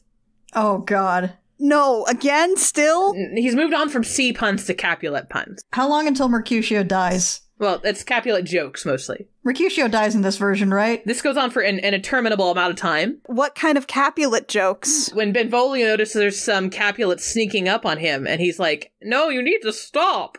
And Mercutio's like, I'm just killing myself while he's laughing, because foreshadowing, I guess. Does he actually die? Don't worry about it. We then get some slow trance music, like you'd hear in, like, an album of, listen to this ancient music to help you go to sleep. Like chill lo-fi beats to kill seals to? Sort of, but we're transitioning through a blue void, and then we see the Titanic. What? What? The Titanic. And then we see Romeo holding up Juliet, as in the I'm the King of the World Titanic thing. What? Oh, wait. You showed me a screenshot of this. They're underwater, right? I sent you 9, there's 9 different angles of this happening. Let me send Kit these screenshots. They're underwater, right? They found a shipwreck? They found the Titanic. They found a shipwreck, right? Okay, underwater, they found the Titanic. Yeah. So they do the King of the World thing on the deck of the Titanic. Why is this the reference they're dropping? Who knows? I don't know. Here you go, Kit. Oh, it's so much worse than I thought it was gonna be. Wait, no, this isn't underwater. It's underwater. But those are stars, right? No, those are bubbles. No, those are bubbles. Huh. So why is he holding her up? They're both neutrally buoyant. No idea. It's to do the King of the World thing. But the boat's not going anywhere. We get this from 9 different angles as lo-fi beats to chill to place. Mm-hmm. When abruptly all the lights turn on in the sunken Titanic. What? And jazz starts playing. What? Are they having death throw hallucinations? Or what? Juliet and Romeo dash inside, and that crab band that was earlier at the Capulet party. No. Is in there playing music. No. Juliet and Romeo dash through what... You know that Titanic movie with the rapping dog? No. I do. Everybody's feeling fine because it's party time. Yeah. So Annie knows it. Basically, it looks like the backgrounds are traced from that film. Holy shit. As Romeo and Juliet dash through all these locations. We then cut to, as the crab band plays, what in a Fred Astaire movie would be a charming dance number between the two, but it's badly animated seals. And they're neutrally buoyant. So they start dancing, like Romeo, their dance, Romeo kisses her, she slaps him. He falls backwards. She moves forward to dance and then kisses him. Wait, slaps him like a seal just moves against another seal, or slaps him like, how dare you kiss me? Yeah, like, how dare you kiss me? What? And then she dances forward and then pulls him into the dance and kisses him. But they already talked about how they love each other. This isn't a... What? It's basically one of those Fred Astaire scenes where it's like a playful slap and then she comes up and kisses him. And it's supposed to be charming, but it's this terrible seal animation. And as they dance, eventually they get to like their crowning moment where they're like sitting there holding each other's fins and laughing, and the crab band stops. Suddenly we flash around to all these various like eels and octopi, and they're like, a Montague and a Capulet together? This is horrifying. This is disgusting. This is just not right. I don't know why these fish care. They're going to eat you either way, folks. Yeah, I don't think the fish should care. The fish are just prey for the seals. Yeah. And then there's orange baby fish. Again. Right, orange baby fish. The one that Romeo kissed? An orange baby fish lets out a baby gurgle and says, I think they're a lovely couple. The orange baby fish has an opinion? Orange baby fish has an opinion. The other fish who have no stake in this now try to kill and kidnap them. What? Why? They're just going to be eaten. I don't know. I can't tell you. They fail. Romeo and Juliet flee. There's this long-ass chase sequence with the other fish. It just goes on and on and on. But eventually they arrive at an oasis above ground. I sent Annie a picture of this too. I should send you this one too as well, Kit. Here you go. Let me find... This oasis, as you showed me this picture, what I'm looking at is I'm looking at the CD cover of a computer game from like 1993. Yeah.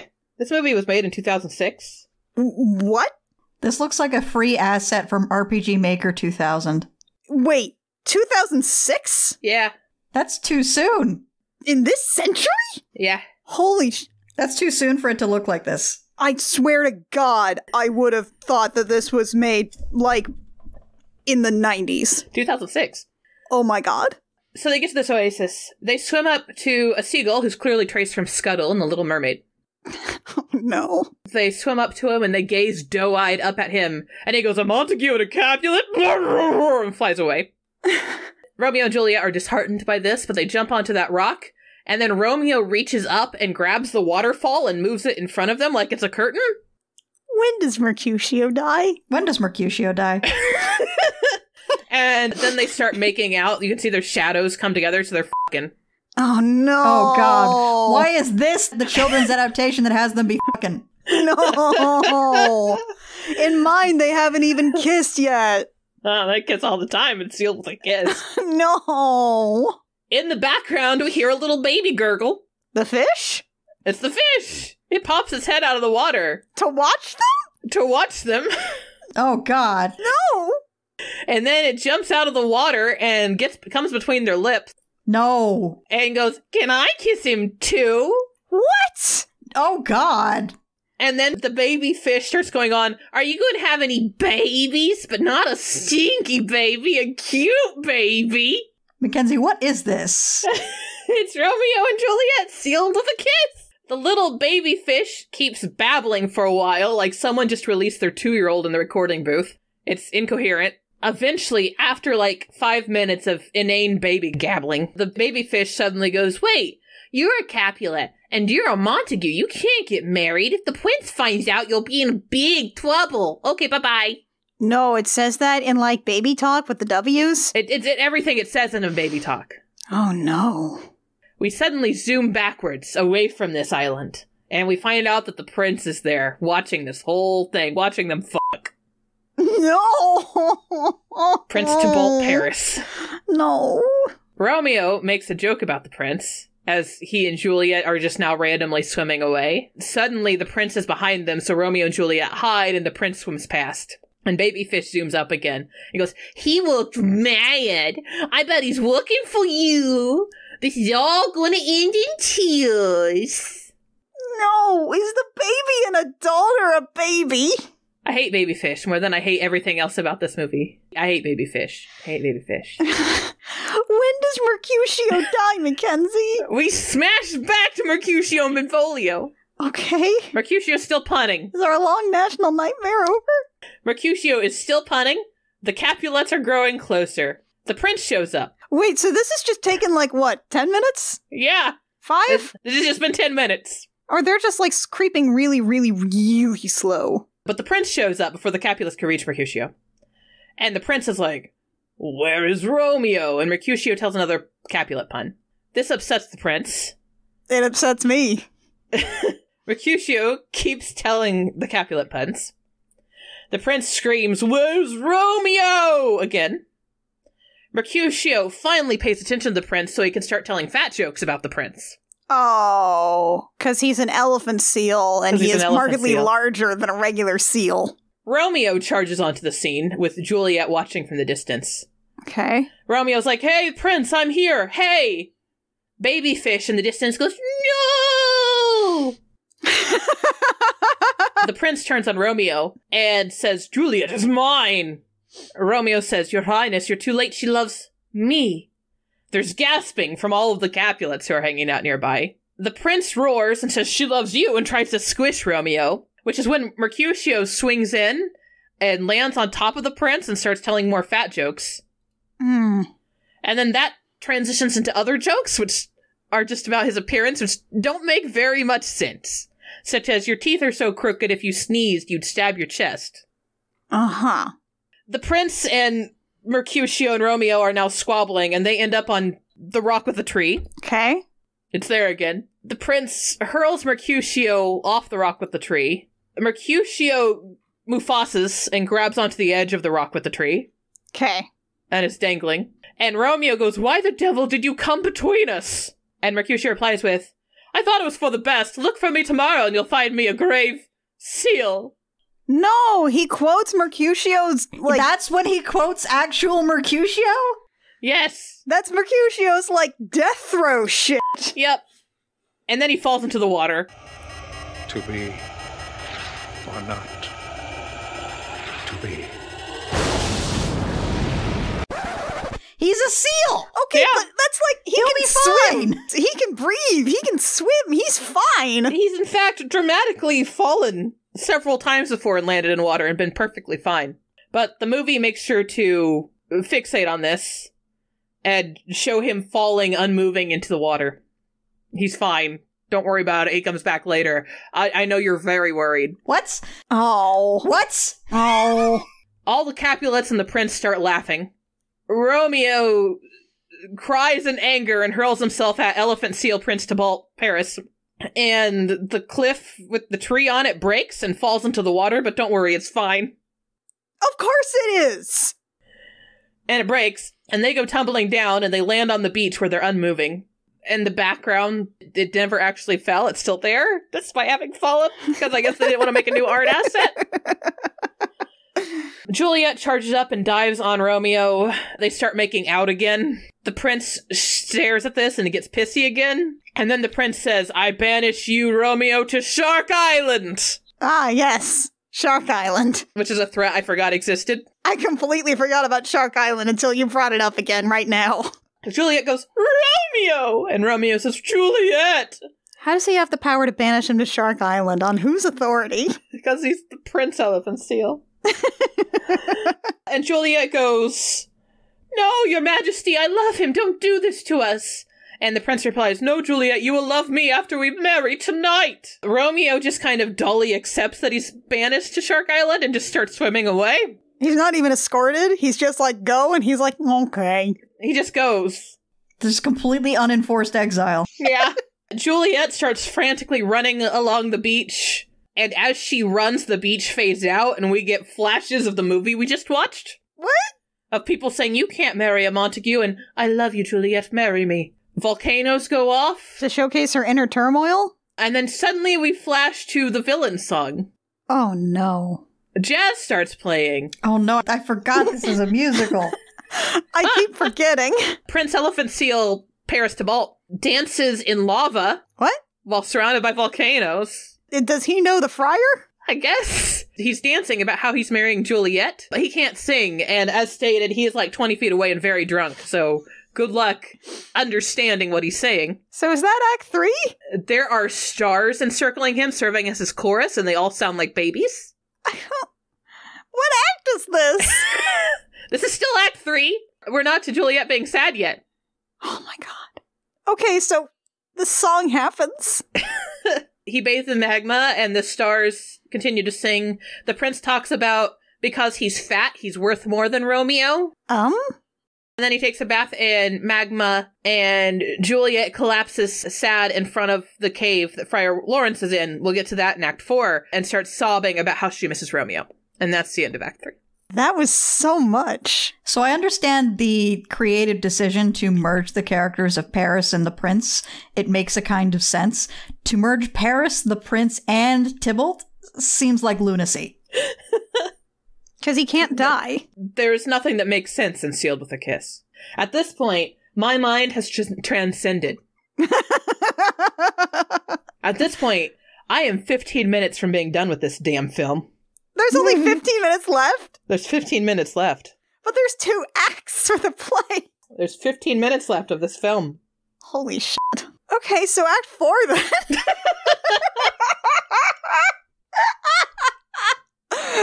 Oh my god, I feel like I'm getting like a secondhand high from your mania while watching this movie.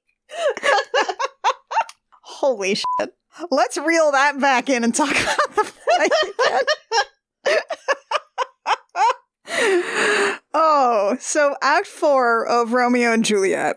Paris reveals that the wedding will occur on Thursday. Juliet is cold to Paris. Friar Lawrence tells Juliet, so I have a cool idea. So I've got this potion that will simulate death for like 2 days. And it's gonna work great.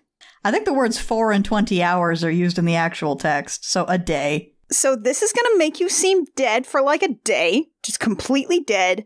Nobody's gonna be able to tell you're alive. You just take that, and then Romeo can come and get you, because you're gonna tell him beforehand what's gonna happen. And you can pretend to be dead, Romeo can come and pick you up, and then you guys can just go back to Mantua, where Romeo is exiled to, since everybody thinks you're dead, and you'll be buried in the Capulets' vault. So it'll be really easy to just grave rob and pick you up and take you out. And it's gonna work great. And Juliet says, yes, absolutely, I'm 13 years old, I only make the best decisions.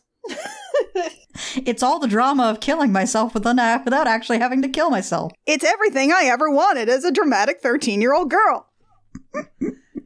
Capulet, meanwhile, makes plans for Juliet's wedding. Juliet, who has decided to drink Friar Lawrence's potion and everything is going to be fine, is like, yeah, sure, let's do it. Let's get married. And Capulet's like, oh, my baby girl. And then he's like, okay, great.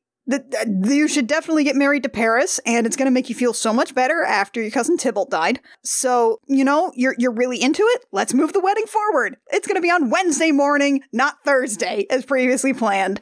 And Juliet's like, oh no, I was too convincing. Juliet succeeds in sleeping alone, which is kind of difficult because otherwise the nurse would just be in her room, and she manages to get herself alone for like 5 minutes to take the potion in privacy. Juliet worries about the friar's intentions before the potion takes effect, and she falls asleep and basically just looks dead to the world. Lady Capulet and the nurse, meanwhile, are busy making preparations for the wedding. It is 3 o'clock in the morning, and now Capulet is hearing music announcing Paris's arrival, and he tells the nurse to wake Juliet. The Capulets then learn that their daughter Juliet is dead, for all intents and purposes, and the wedding preparations are changed to those of a funeral since they already had all the guest lists set up anyway, so... They rented the church, it's just... Don't waste the money.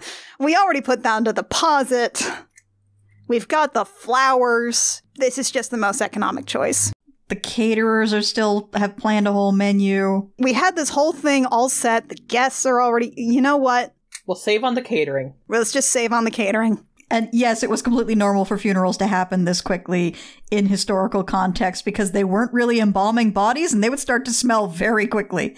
Yeah, it is very difficult to reserve a body au natural. Yeah, you had to get that body in the ground right quick. Let the bodies hit the floor, in fact. And of course, because this timetable is moved up, that also means that it's going to be really hard to get notice to Romeo about what's happening. And we'll come back to that a little later. So that is Act 4 of the play. Right. Romeo plus Juliet is, again, mostly beat for beat that. It takes some time in an earlier scene to establish that Friar Lawrence has his own, like, garden of fucked up drug plants to establish why he has a potion that makes you look like you're dead. And also, in the play itself, the reason that the letter does not get to Romeo on time is possibly due to those supernatural forces he invoked the wrath of by committing the act of kinslaying. But in Romeo plus Juliet, it's just because Friar Lawrence trusts the delivery of the letter to FedEx, which was his largest and most lethal mistake of his life. So, of course, FedEx coughs gently in the direction of the door that Romeo is staying in like this trailer out in the middle of nowhere, decides that he's not home, and then leaves a "we called" letter and like little sticker in like the worst possible place where nobody would ever see it. Thanks, FedEx. Excellent. And that will be in Act 5. And also it skips the whole "hey, let's move the wedding up" bit. It just goes directly to Juliet being like, "Yeah, I'm excited for my wedding. Please sleep somewhere else so I have privacy to drink poison." You know, just pre-wedding jitters. Yeah. It's definitely fine. As you can imagine, that's not really how it goes in Romeo and Juliet. No. We have almost fully departed from the text at this juncture. Oh, God. What happens immediately following Gnomeo's apparent crushing in the street is there is another character I've neglected to mention because I can't tell if it's a person or a dog, and his name is Shroom. I'm concerned. It's a little ceramic mushroom that kind of sniffs stuff, but it doesn't like bark or like demand pets, but they also seem to treat it like it's a little brother character, but it also has like hunting dog features in terms of what it does for the plot. So this is Shroom, and Shroom goes to sniff out the ceramic and discovers that the ceramic is actually just a broken up blue teapot that fell out of the back of a truck that I guess is just full of loose teapots. Okay. Just completely stuffed to the gills because another teapot smashes as it, like, comes up against, like, a stop sign or something. And by the way, the company is called Tempest Teapots. Oh. Oh, no. Oh. I don't know why that disgusts me.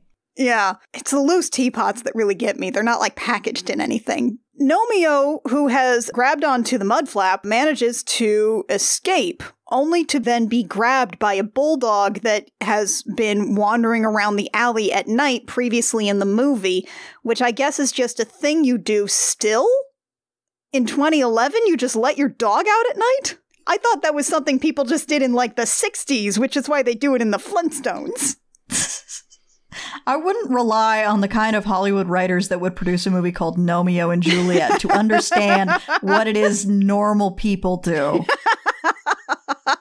Their entire conception of human behavior is based entirely on stuff they've seen in movies. They haven't talked to a real human being in literally decades. It took 3 people to write this movie. Oh, so Gnomeo gets grabbed by a bulldog, which honestly must have some very gentle jaws considering it's only got pointy teeth in its mouth, and slobbers, and it manages not to even put like a scrape on this ceramic gnome. But he picks him up and carries him around this little village, eventually tries to bury him in a construction site, and then Gnomeo escapes, is now tossed into a park where a bunch of school children in uniforms pick him up and throw him around for fun, which is kind of like being exiled to Mantua. Sure. Meanwhile, we cut back to Juliet, who is too sad to even say anything, and she has also been glued to the top of the tower by her feet by her dad, who's like, it's for your own good, because everybody believes that Romeo is... everyone believes that Gnomeo is dead. Meanwhile, the Blues grieve Gnomeo by making, like, a bunch of garland features that are Gnomeo-shaped, and then lay them down around the toilet in the yard, which makes you wonder if Ms. Capulet ever looks outside and is like, what the hell? I didn't make those. What's a Gnomeo?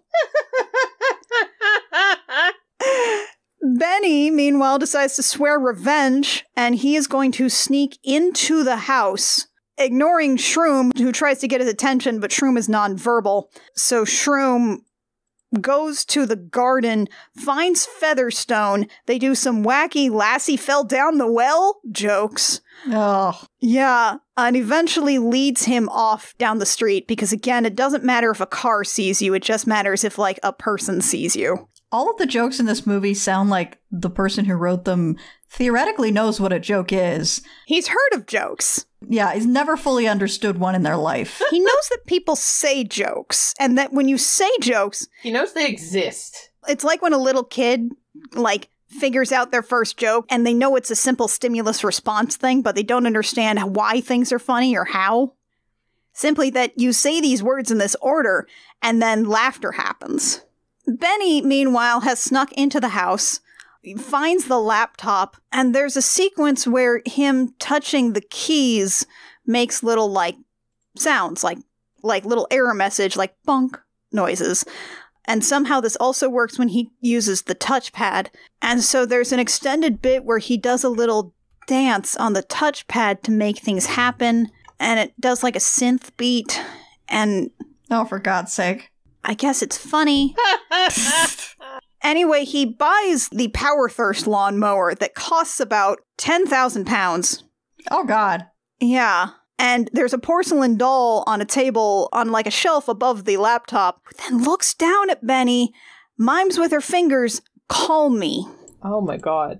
The porcelain dolls are also alive. So the porcelain dolls are also alive. I don't like it. What is not sentient in this setting? I don't know. Meanwhile, Gnomeo has managed to climb to the top of a statue in this park and starts telling the whole story of all of his woes to the statue, who is William Shakespeare and is also alive and seems to also have a bit of William Shakespeare's memories.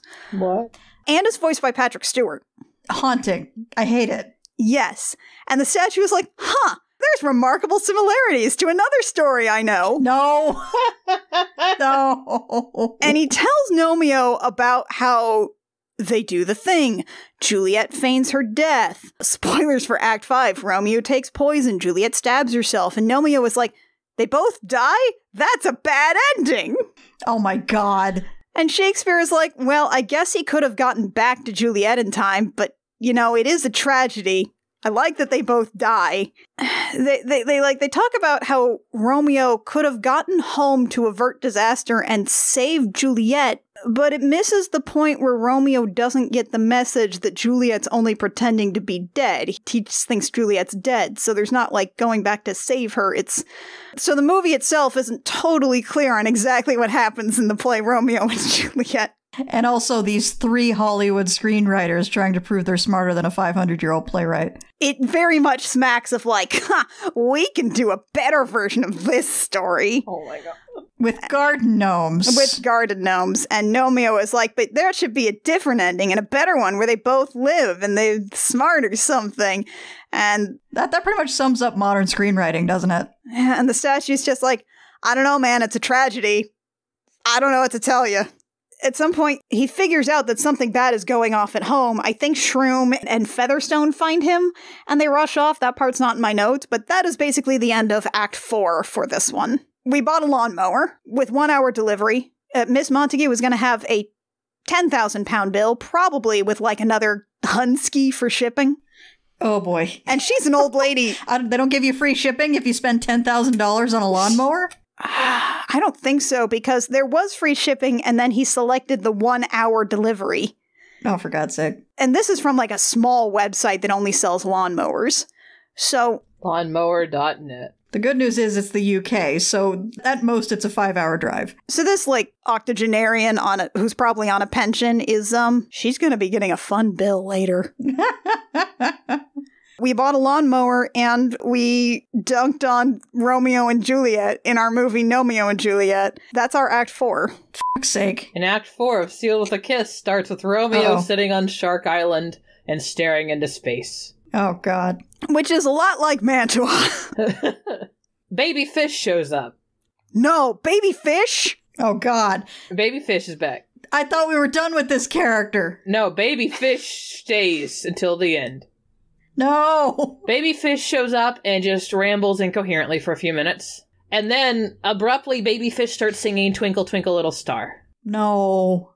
Wait, like actually Twinkle Twinkle Little Star? Or like... Baby Fish starts going, Twinkle Twinkle Little Star. Oh my God. And now you said... wonder why I swear to God, Mackenzie. You said that, like, earlier Juliet was singing a song Yeah, earlier Juliet was singing Whomst Thou Lovest or whatever. And that was to the tune of Twinkle Twinkle Little Star. Yeah, but now Baby Fish is just singing straight Twinkle Twinkle Little Star. Did they forget that they don't have to pay for Twinkle Twinkle Little Star? Phil Nibelink was doing the Michaela Law style of writing, and he was writing forward, never looking back. Yeah, that sounds right. No backspace. No backspace. But as Baby Fish starts singing Twinkle Twinkle Little Star, the NASA space picture has 2 stars start glowing more. No, we're back at the NASA space picture? Yeah, the NASA space picture appears again. Oh, because they're star-crossed! Yeah. No! The stars glow brighter, and then they shoot across the sky. No! And then Baby Fish kisses Romeo and gurgles and leaves. What? And Romeo says, "Thank you." What the f*** was that? I don't know. Did that restore his motivation? Is he saying thank you for the smooch? I don't know. We then see sharks swirling around Shark Island. By which I mean one shark copy-pasted. And then we flash to Juliet arriving to Friar Otter and crying. Friar Lawrence Otter says, "You have no choice but to go through with this wedding to the prince." We then focus on Juliet Seal's crying face for 45 solid seconds. Nothing else happens. Oh, Jesus. And then the otter gets a clever look in his eye, and he starts singing yet another In the Dark of the Night song. But this one's about how clever he is, and how he has a clever plot. And he starts throwing random things into his lava cauldron. And he says, "What I'm making now will make you look dead." Ho, ho, ho, ho, ho! Why is the friar like this?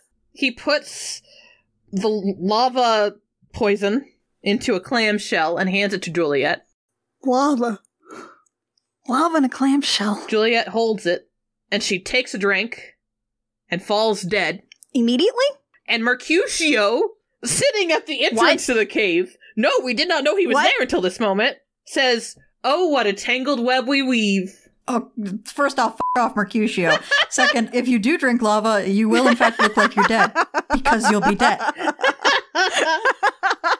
We then flash to all the white Capulet seals, with Elephant Seal bedecked in the tux up front. Why is he wearing clothes? Why does the elephant seal wear clothes? Where did he get the clothes and the toupee? Where did he get these human accoutrements?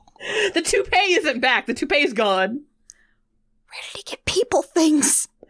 He's just standing at the front. There's an aisle. What is a man?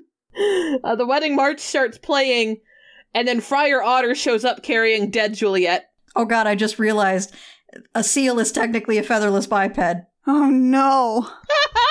What is a man? No! Behold a man! Oh! The Capulets all start instantly weeping upon seeing Juliet dead in the otter's hands. The otter puts her down, and he's like, "Okay, now I can go tell Romeo this is all fake." And he turns, but Benvolio has started swimming across the shark-infested waters to tell Romeo. And this otter's like, "Oh no, bad idea!" And that's the end of Act 4. So you have, like, what, 3 minutes left? About 5 minutes. Wowzers. If this doesn't end with these seals dead, I'm gonna be mad. I think you're gonna be mad, Kit. You're gonna be very mad. Oh, they didn't even have the stones to kill Mercutio. Oh, boy. Okay. Every time we have to go from Sealed with a Kiss to the play Romeo and Juliet, I feel like I have to surface from a fever dream. You have to recalibrate your brain. I have to completely reset everything. My brain is still lost. You're still adrift after having to actually look at these things happening. It's bad enough listening to you describe it. Again, like, I saw, like, 5 minutes of the animation, and it's all on YouTube if you want to watch it. I understand why she is gone. Oof. Lucas, are you going to watch this? It's all on YouTube, Lucas. Don't watch it, Lucas. You don't have to. You watch Theodore Rex on purpose. You don't have to watch Sealed with a Kiss. It's the romance of the century, Lucas. So we're in the home stretch here, folks. We're in the last act. We're in Act 5 of Romeo and Juliet. This is where the body count goes up again significantly. We're just going to have a pile of bodies in a sepulcher, essentially. Romeo is in Mantua. He learns of Juliet's death and decides, well, they're going to kill me if I show up in Verona again, but also I do want to see my wife. even though she is dead. I do want to see my wife. And also, let me just stop by the apothecary on my way out and just pick up some poison for myself. It's just a little pick-me-down. Meanwhile, a friend of Friar Lawrence, Friar John, says, Friar Lawrence, hey, actually, Romeo did not get the letter about Juliet not being dead because not only did this timetable screw everything up for moving the wedding forward, screwing up this whole time thing of, like, how long Juliet has to pretend to be dead and when they can actually, like, set this whole thing in motion, but also there's been a whole case of plague come around town. Kind of shuts down everything. As we may be aware of. How a plague can just sure to shut down everything. Again, possible supernatural intervention. We have firmly established Romeo never got this letter, that Juliet is not in fact dead, so he's just going au natural. He's just like, I'm just going to get some poison, it's going to be great. Side note, it's also just kind of funny to read this play as an American and have to have the Cliff Notes in high school explain to you what an apothecary is, because we don't use that word in our vernacular. We say pharmacist or pharmacy. So apothecary just sounds like, what the hell is that supposed to be? Anyway, Friar Lawrence tries to again inform Romeo of the plan and heads off to the Capulet burial chamber where Juliet should soon awaken anytime. It's been enough time. They've had the funeral. She's just lying on a bier, essentially. And meanwhile, at this bier, Paris mourns his bride because he was going to get married to her. And then they had to turn it into a funeral instead to save on the catering. And he's real bummed about it, y'all. He heads off for like a second and long enough for Romeo to arrive, open up Juliet's coffin and be like, hello, baby. And there's a whole soliloquy about it, probably. I forget. Yeah, there's a whole soliloquy. But then Paris comes in and he's like, what are you doing to this dead corpse? What are you doing? What the f*** are you doing here? And then, of course, to defend the corpse's honor, fights Romeo because he's like, you're desecrating a grave. What the hell, dude? Paris does not make it out of that one alive. And Romeo's like, oh, dang it. Oh, shit. Oh, hell. Places Paris's corpse besides Juliet's definite corpse. And then Romeo just takes his poison, kisses Juliet, and he croaks. And then Friar Lawrence arrives to see two dudes, two corpses, hanging out with Juliet, who then wakes up. And it's like, oh, hey, Lawrence, where's my husband? Oh. Gotta turn around. Yikes. And Friar Lawrence is like, all right, grieving 13-year-old with two bodies lying on her, I'll just leave you. I'll just give you a minute. I'm just gonna leave you alone. Juliet kisses Romeo, takes a dagger. It's like, this is great. Back to plan A. You know, yay noise, then I'll be brief. Oh, happy dagger, this is thy sheath, there rest and let me die. Blech! Stabs herself. And then the prince, the Capulets, the Montagues arrive. Friar Lawrence fesses up about the whole damn thing.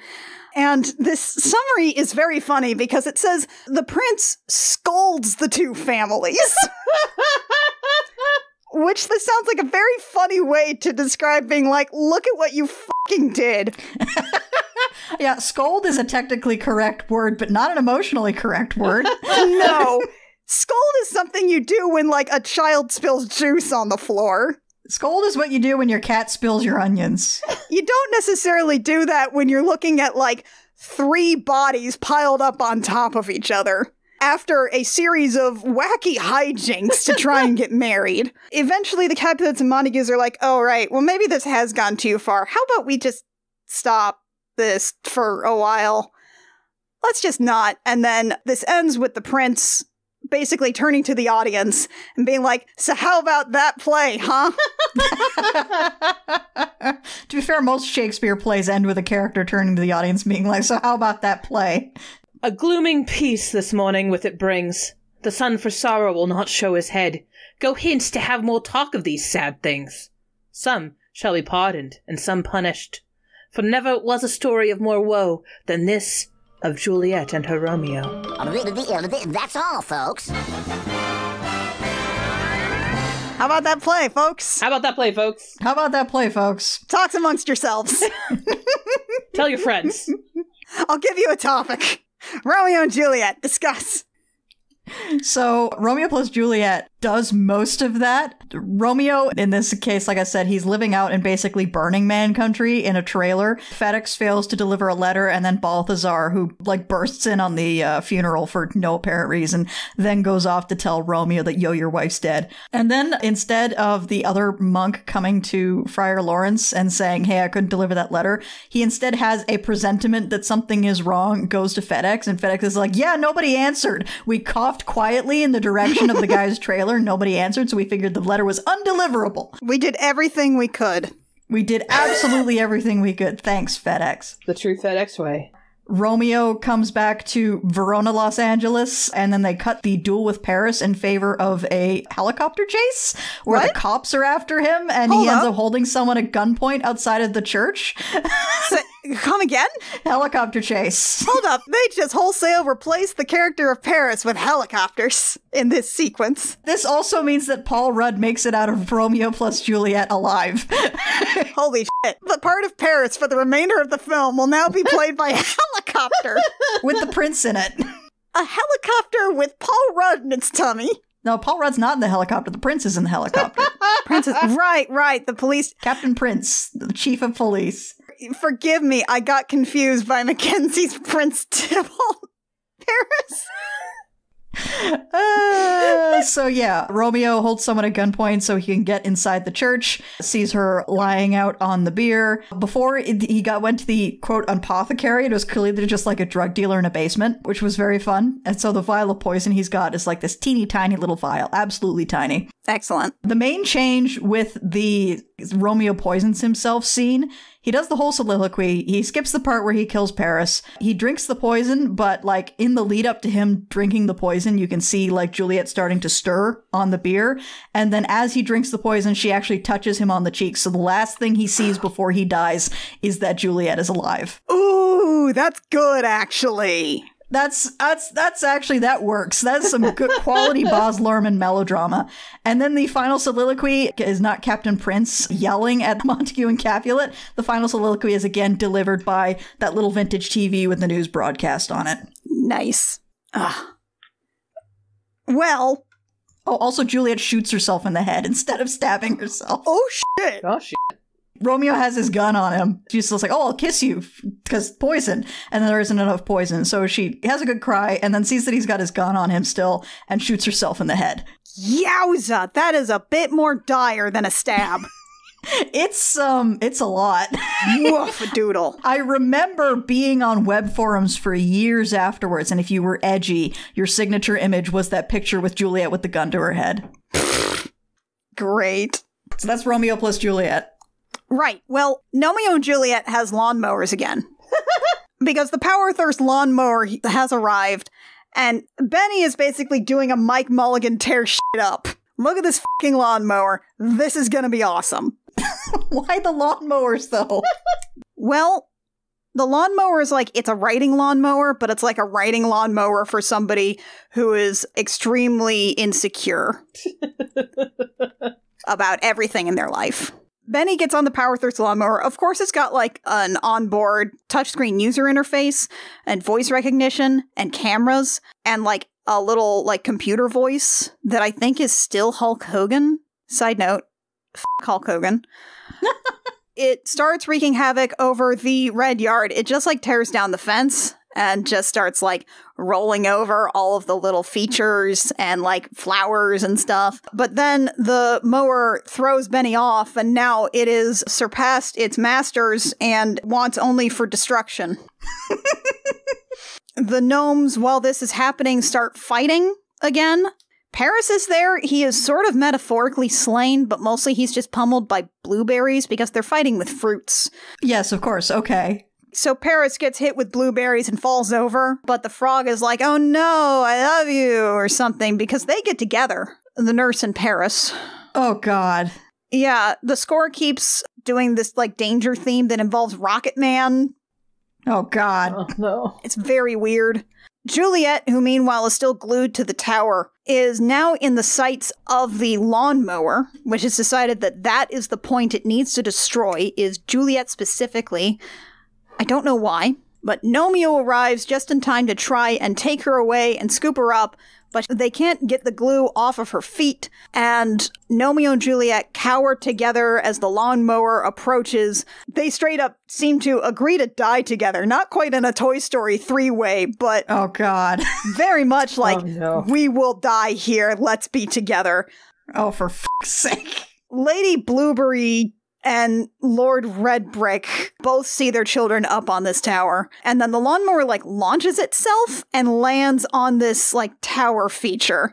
And there is destruction. There is a fire that you can see from a distance because we cut to the park where the William Shakespeare statue looks at that and it's like, told him.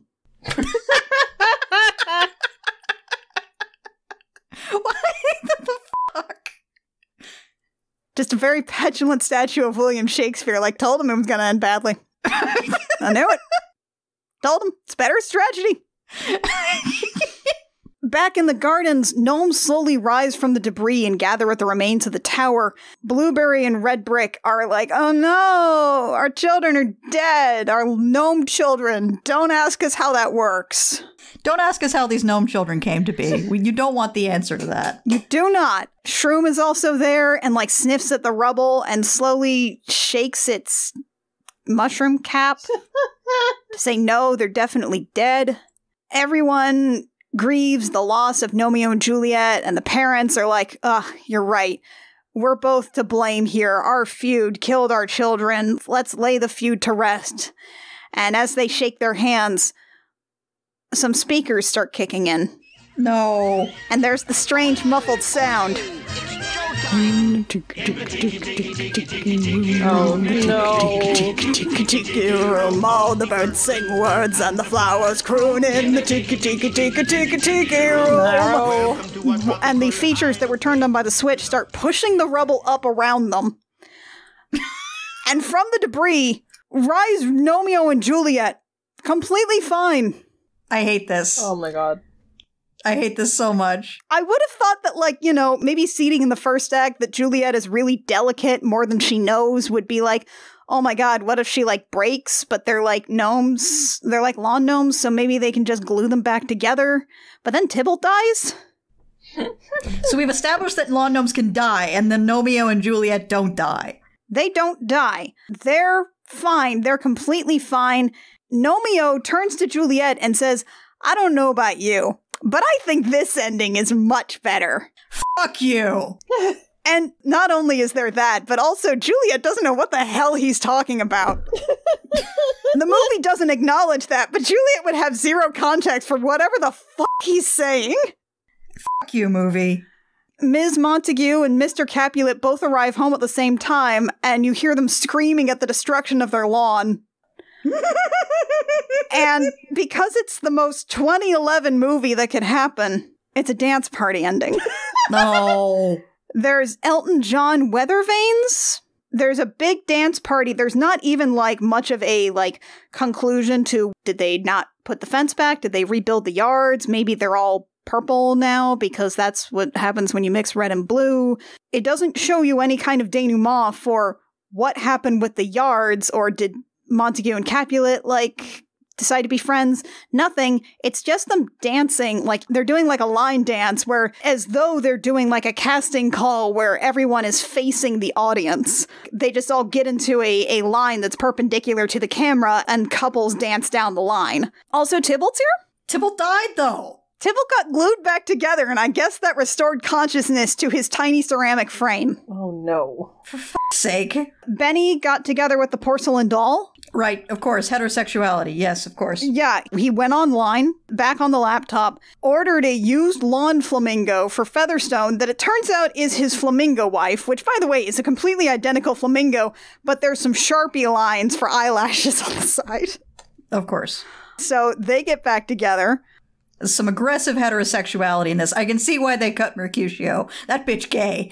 Gnomeo and Juliet then sit on top of the old rusted lawnmower they found, which has now been restored and painted purple, and there's a sign hanging on the back that says, Matronomy.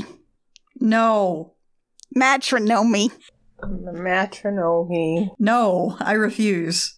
See, it's like matrimony, but they're gnomes. David Tutera, I would like a gnome-flavored wedding, please. Imagine gnome. And then they ride off after the dance party, and then the movie over the credits treats you to another rendition of the, may I remind you, Elton John, Lady Gaga heterosexual love ballad. Beautiful.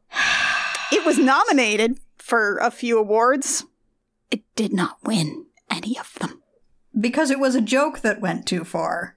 The whole movie is a joke that went too far. The whole movie is a joke that went too far. So the joke was, Romeo sounds a bit like a gnome. And then the whole plot just spins out from there. Yeah.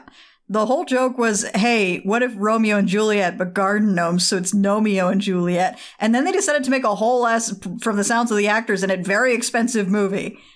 Yeah, there's a lot of, like, star fucking in terms of the casting here. I hate that this exists. I can't help but wonder how many very good screenplays did not get made in 2011 because this did. You know, there's a sequel. No. Romeo and Juliet 2, Sherlock Gnomes. No. Yes. No, I refuse. I think Hugh Laurie plays Sherlock Gnomes. I hate this. You know, let me just double check real quick. Sherlock Gnomes 2018 film. Oh, no, it's worse than that. No. Sherlock Gnomes is played by Johnny Depp. I hate this. Yeah. I hate it. Yeah. Oh, Emily Blunt was Juliet, by the way. Why? James McAvoy was Gnomeo. Why? Both of those are very good actors who didn't need to debase themselves like this. That's correct. Oh, there's Michael Caine. I guess he reprised the role as Lord Redbrick. So that's Gnomeo and Juliet. I'm pretty sure that was the most accurate film that we're going to have today. Lawnmowers and Hulk Hogan. So Act 5 of Sealed with a Kiss starts with the otter trying to get to Shark Island. Right. But as he's trying to get to Shark Island, he encounters a shark. A shocker. No, really? A shark. On the way to Shark Island. They start fighting. Okay. We then get to Benvolio, who arrives at Shark Island completely unmolested by sharks. And he climbs up. Because they're all trying to eat the fur. Yeah. Romeo's like, hey, Benvolio, you're here. And Benvolio just sighs out in his nasal voice, Juliet's dead.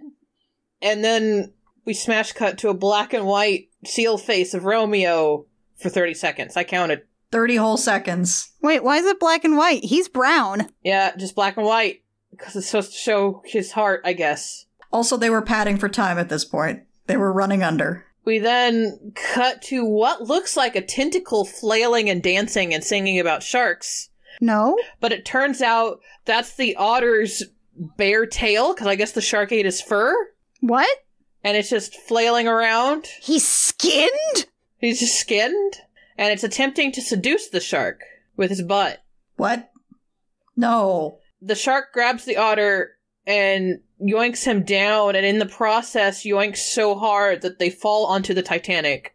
And they fall... The Titanic's back. The Titanic's back. Does this guy know how water works? And they fall into the ballroom of the Titanic where the crab band is playing again. Why? Do they live there? And Baby Fish is there.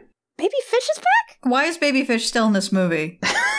Baby Fish insults the shark. When do we get a rap on Baby Fish? Baby Fish saves Otter's life.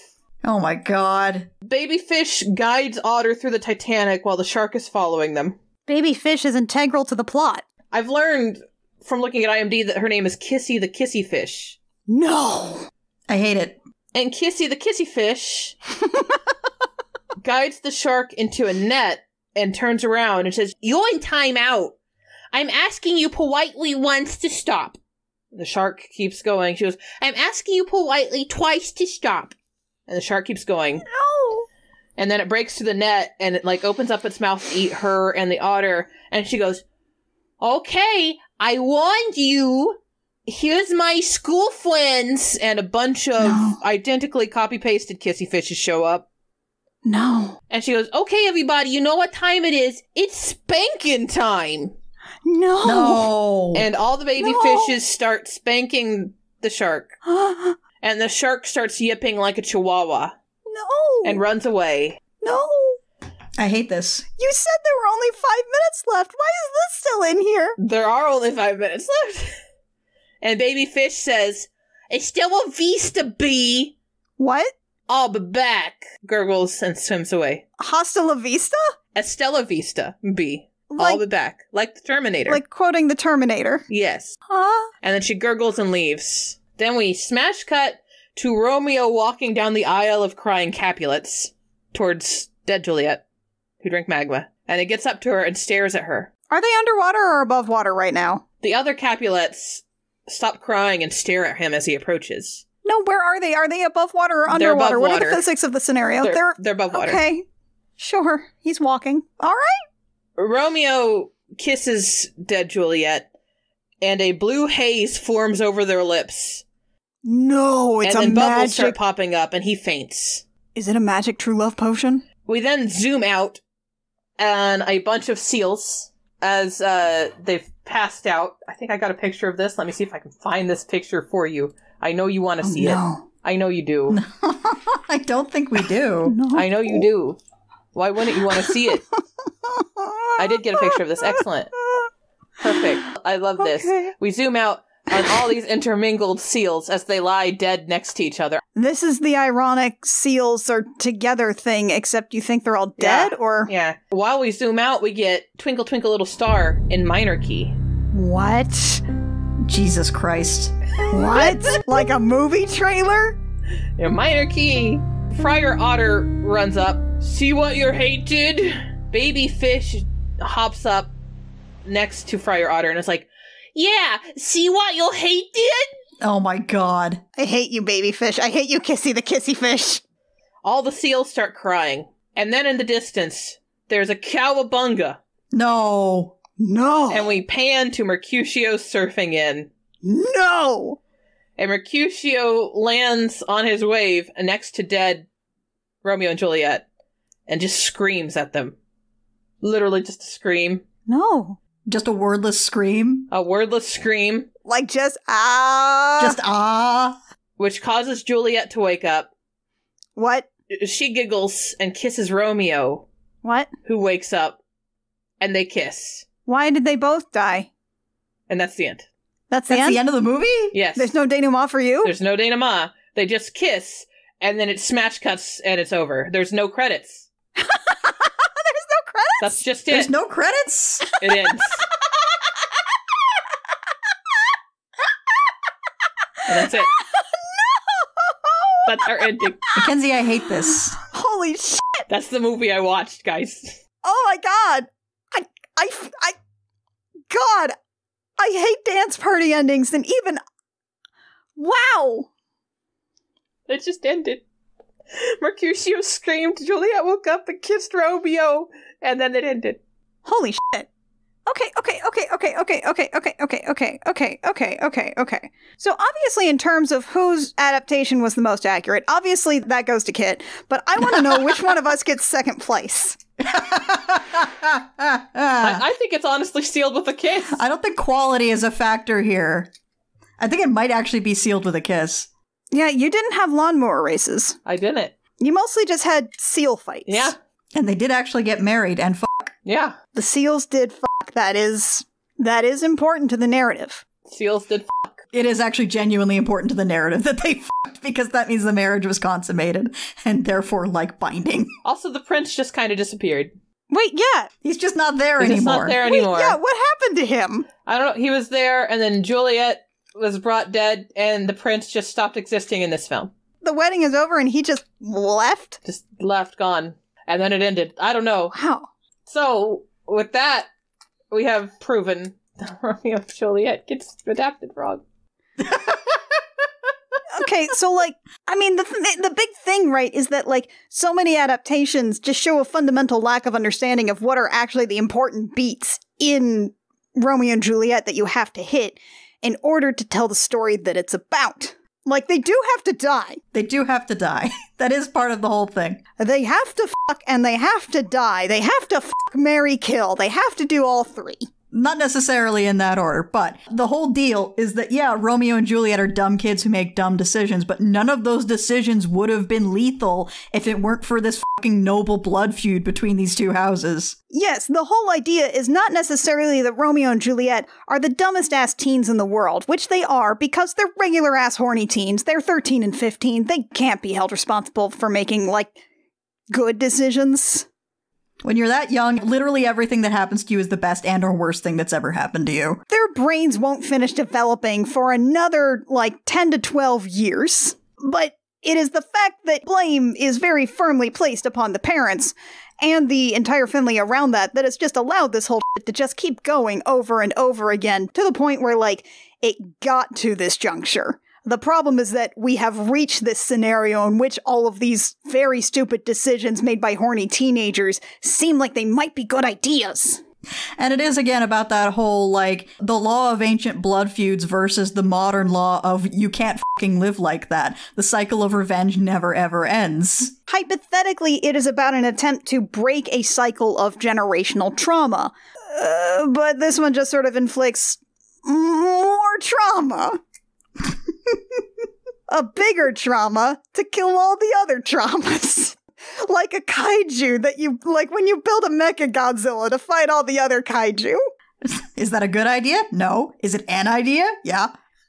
Does it work? Sure. Does it make Godzilla team up with Mothra and King Ghidorah to fight you?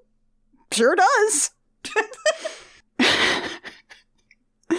I think my favorite piece of lazy Romeo and Juliet criticism is, well, why didn't Romeo check to see whether she was still alive? Thing one, she was drugged so that she did not appear alive, so checking a pulse wouldn't have worked. Thing two, she was in a crypt. She was literally dead and buried. At a funeral, do you go up to the casket and check for a pulse? What's wrong with you?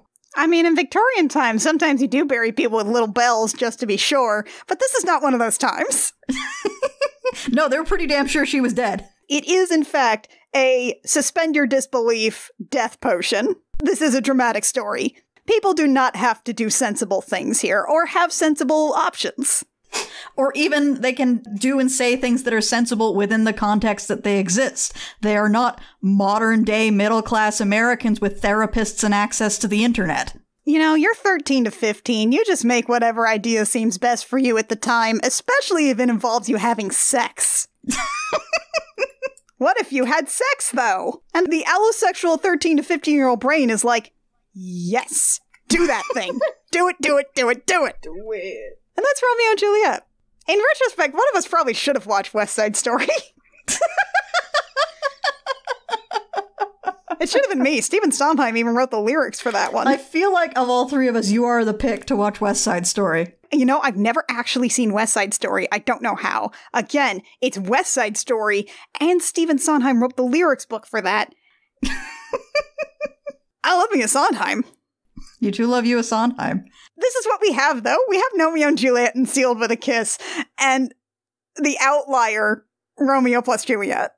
Actually a fairly loyal adaptation. The Spider's Georg of Romeo and Juliet adaptations. Yeah, strangely accurate considering the others it's dealing with.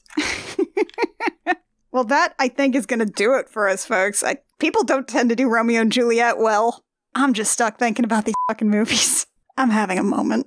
How did you even find Sealed with a Kiss? Was it another one of the DVDs that your dad ripped for you, Mackenzie? I don't even think that was it. I think it was just randomly on Netflix streaming at the time. What? How? Well, because the rights were super duper cheap. Yeah, but you'd think there's some degree of quality control that would stop this from happening. This was like, what, 2010? Yeah. That was the Wild West of streaming. Yeah, that was Wild West streaming. It was any rights you could get. You just put it on your service and damn the consequences. Next time, you know what? I'm just going to make up for my mistake, and I'm just going to make all of us watch a Sondheim. Next time, we will be talking about a musical that I love a lot, Stephen Sondheim's Into the Woods. And we will be talking about the adaptation and the original. Notably that, and this is a placeholder fact, so don't hold me to this to say the same thing next time, folks. Play and film act structures are different, and when you change them in adaptations, you can lose the whole point of the show. That's going to be the gist. Don't worry about it. It's fine. Join us next time when we'll be talking about Into the Woods. In the meantime, I Will Fight You comes out every 5 weeks. You can find it wherever you download podcasts. It is edited by Lucas Brown of The Math of You. If you would like to support us, a like, rating, review, subscribe wherever you find us. Comments are always nice. You can find us on, social medias, question marks, just kind of, there's a Twitter at the moment, but who knows? Who knows? We have a Discord, I guess. As well as at some other this point, things. The Discord is the most reliable thing to contact us on. Yeah, I'm kind of working out maybe some kind of mailing list thing. Just work with us here. It's interesting times here in the year of our Lord 2023. But you can support us by talking to us about our shows. That's always nice. You can also give us money if you want at patreon.com/thegemmjam. For a couple bucks a month, you can get early access to I Will Fight You episodes. At our $5 tier, we have show notes for behind the scenes, and those tiers also have a bunch of stuff for our other shows, Date Me Damn It and Gem Jammer. You can find out more about those shows, as well as just general things, updates on our episodes and stuff, on our website, crookedrussiancam.horse or crookedrussiancam.gay. Join us next time to talk about Into the Woods. In the meantime, I'm Annie. I'm Kit. I think he swallowed a little sushi and it went down the wrong pipe. You know what I'm talking about? That's Mac. That's Mercutio. And we have fought you. Oh, God. Wait, no, our final facts! No, skip it. Bye. Don't do dance party endings, folks. Maybe just have all your characters die instead. That one was mine. John Leguizamo Tybalt is my new gender. That's mine. Good. Now too many sleep slugs. It's gonna be bad for your digestion. Take that from Mercutio. And we have fought you. Bye. Good night, everybody.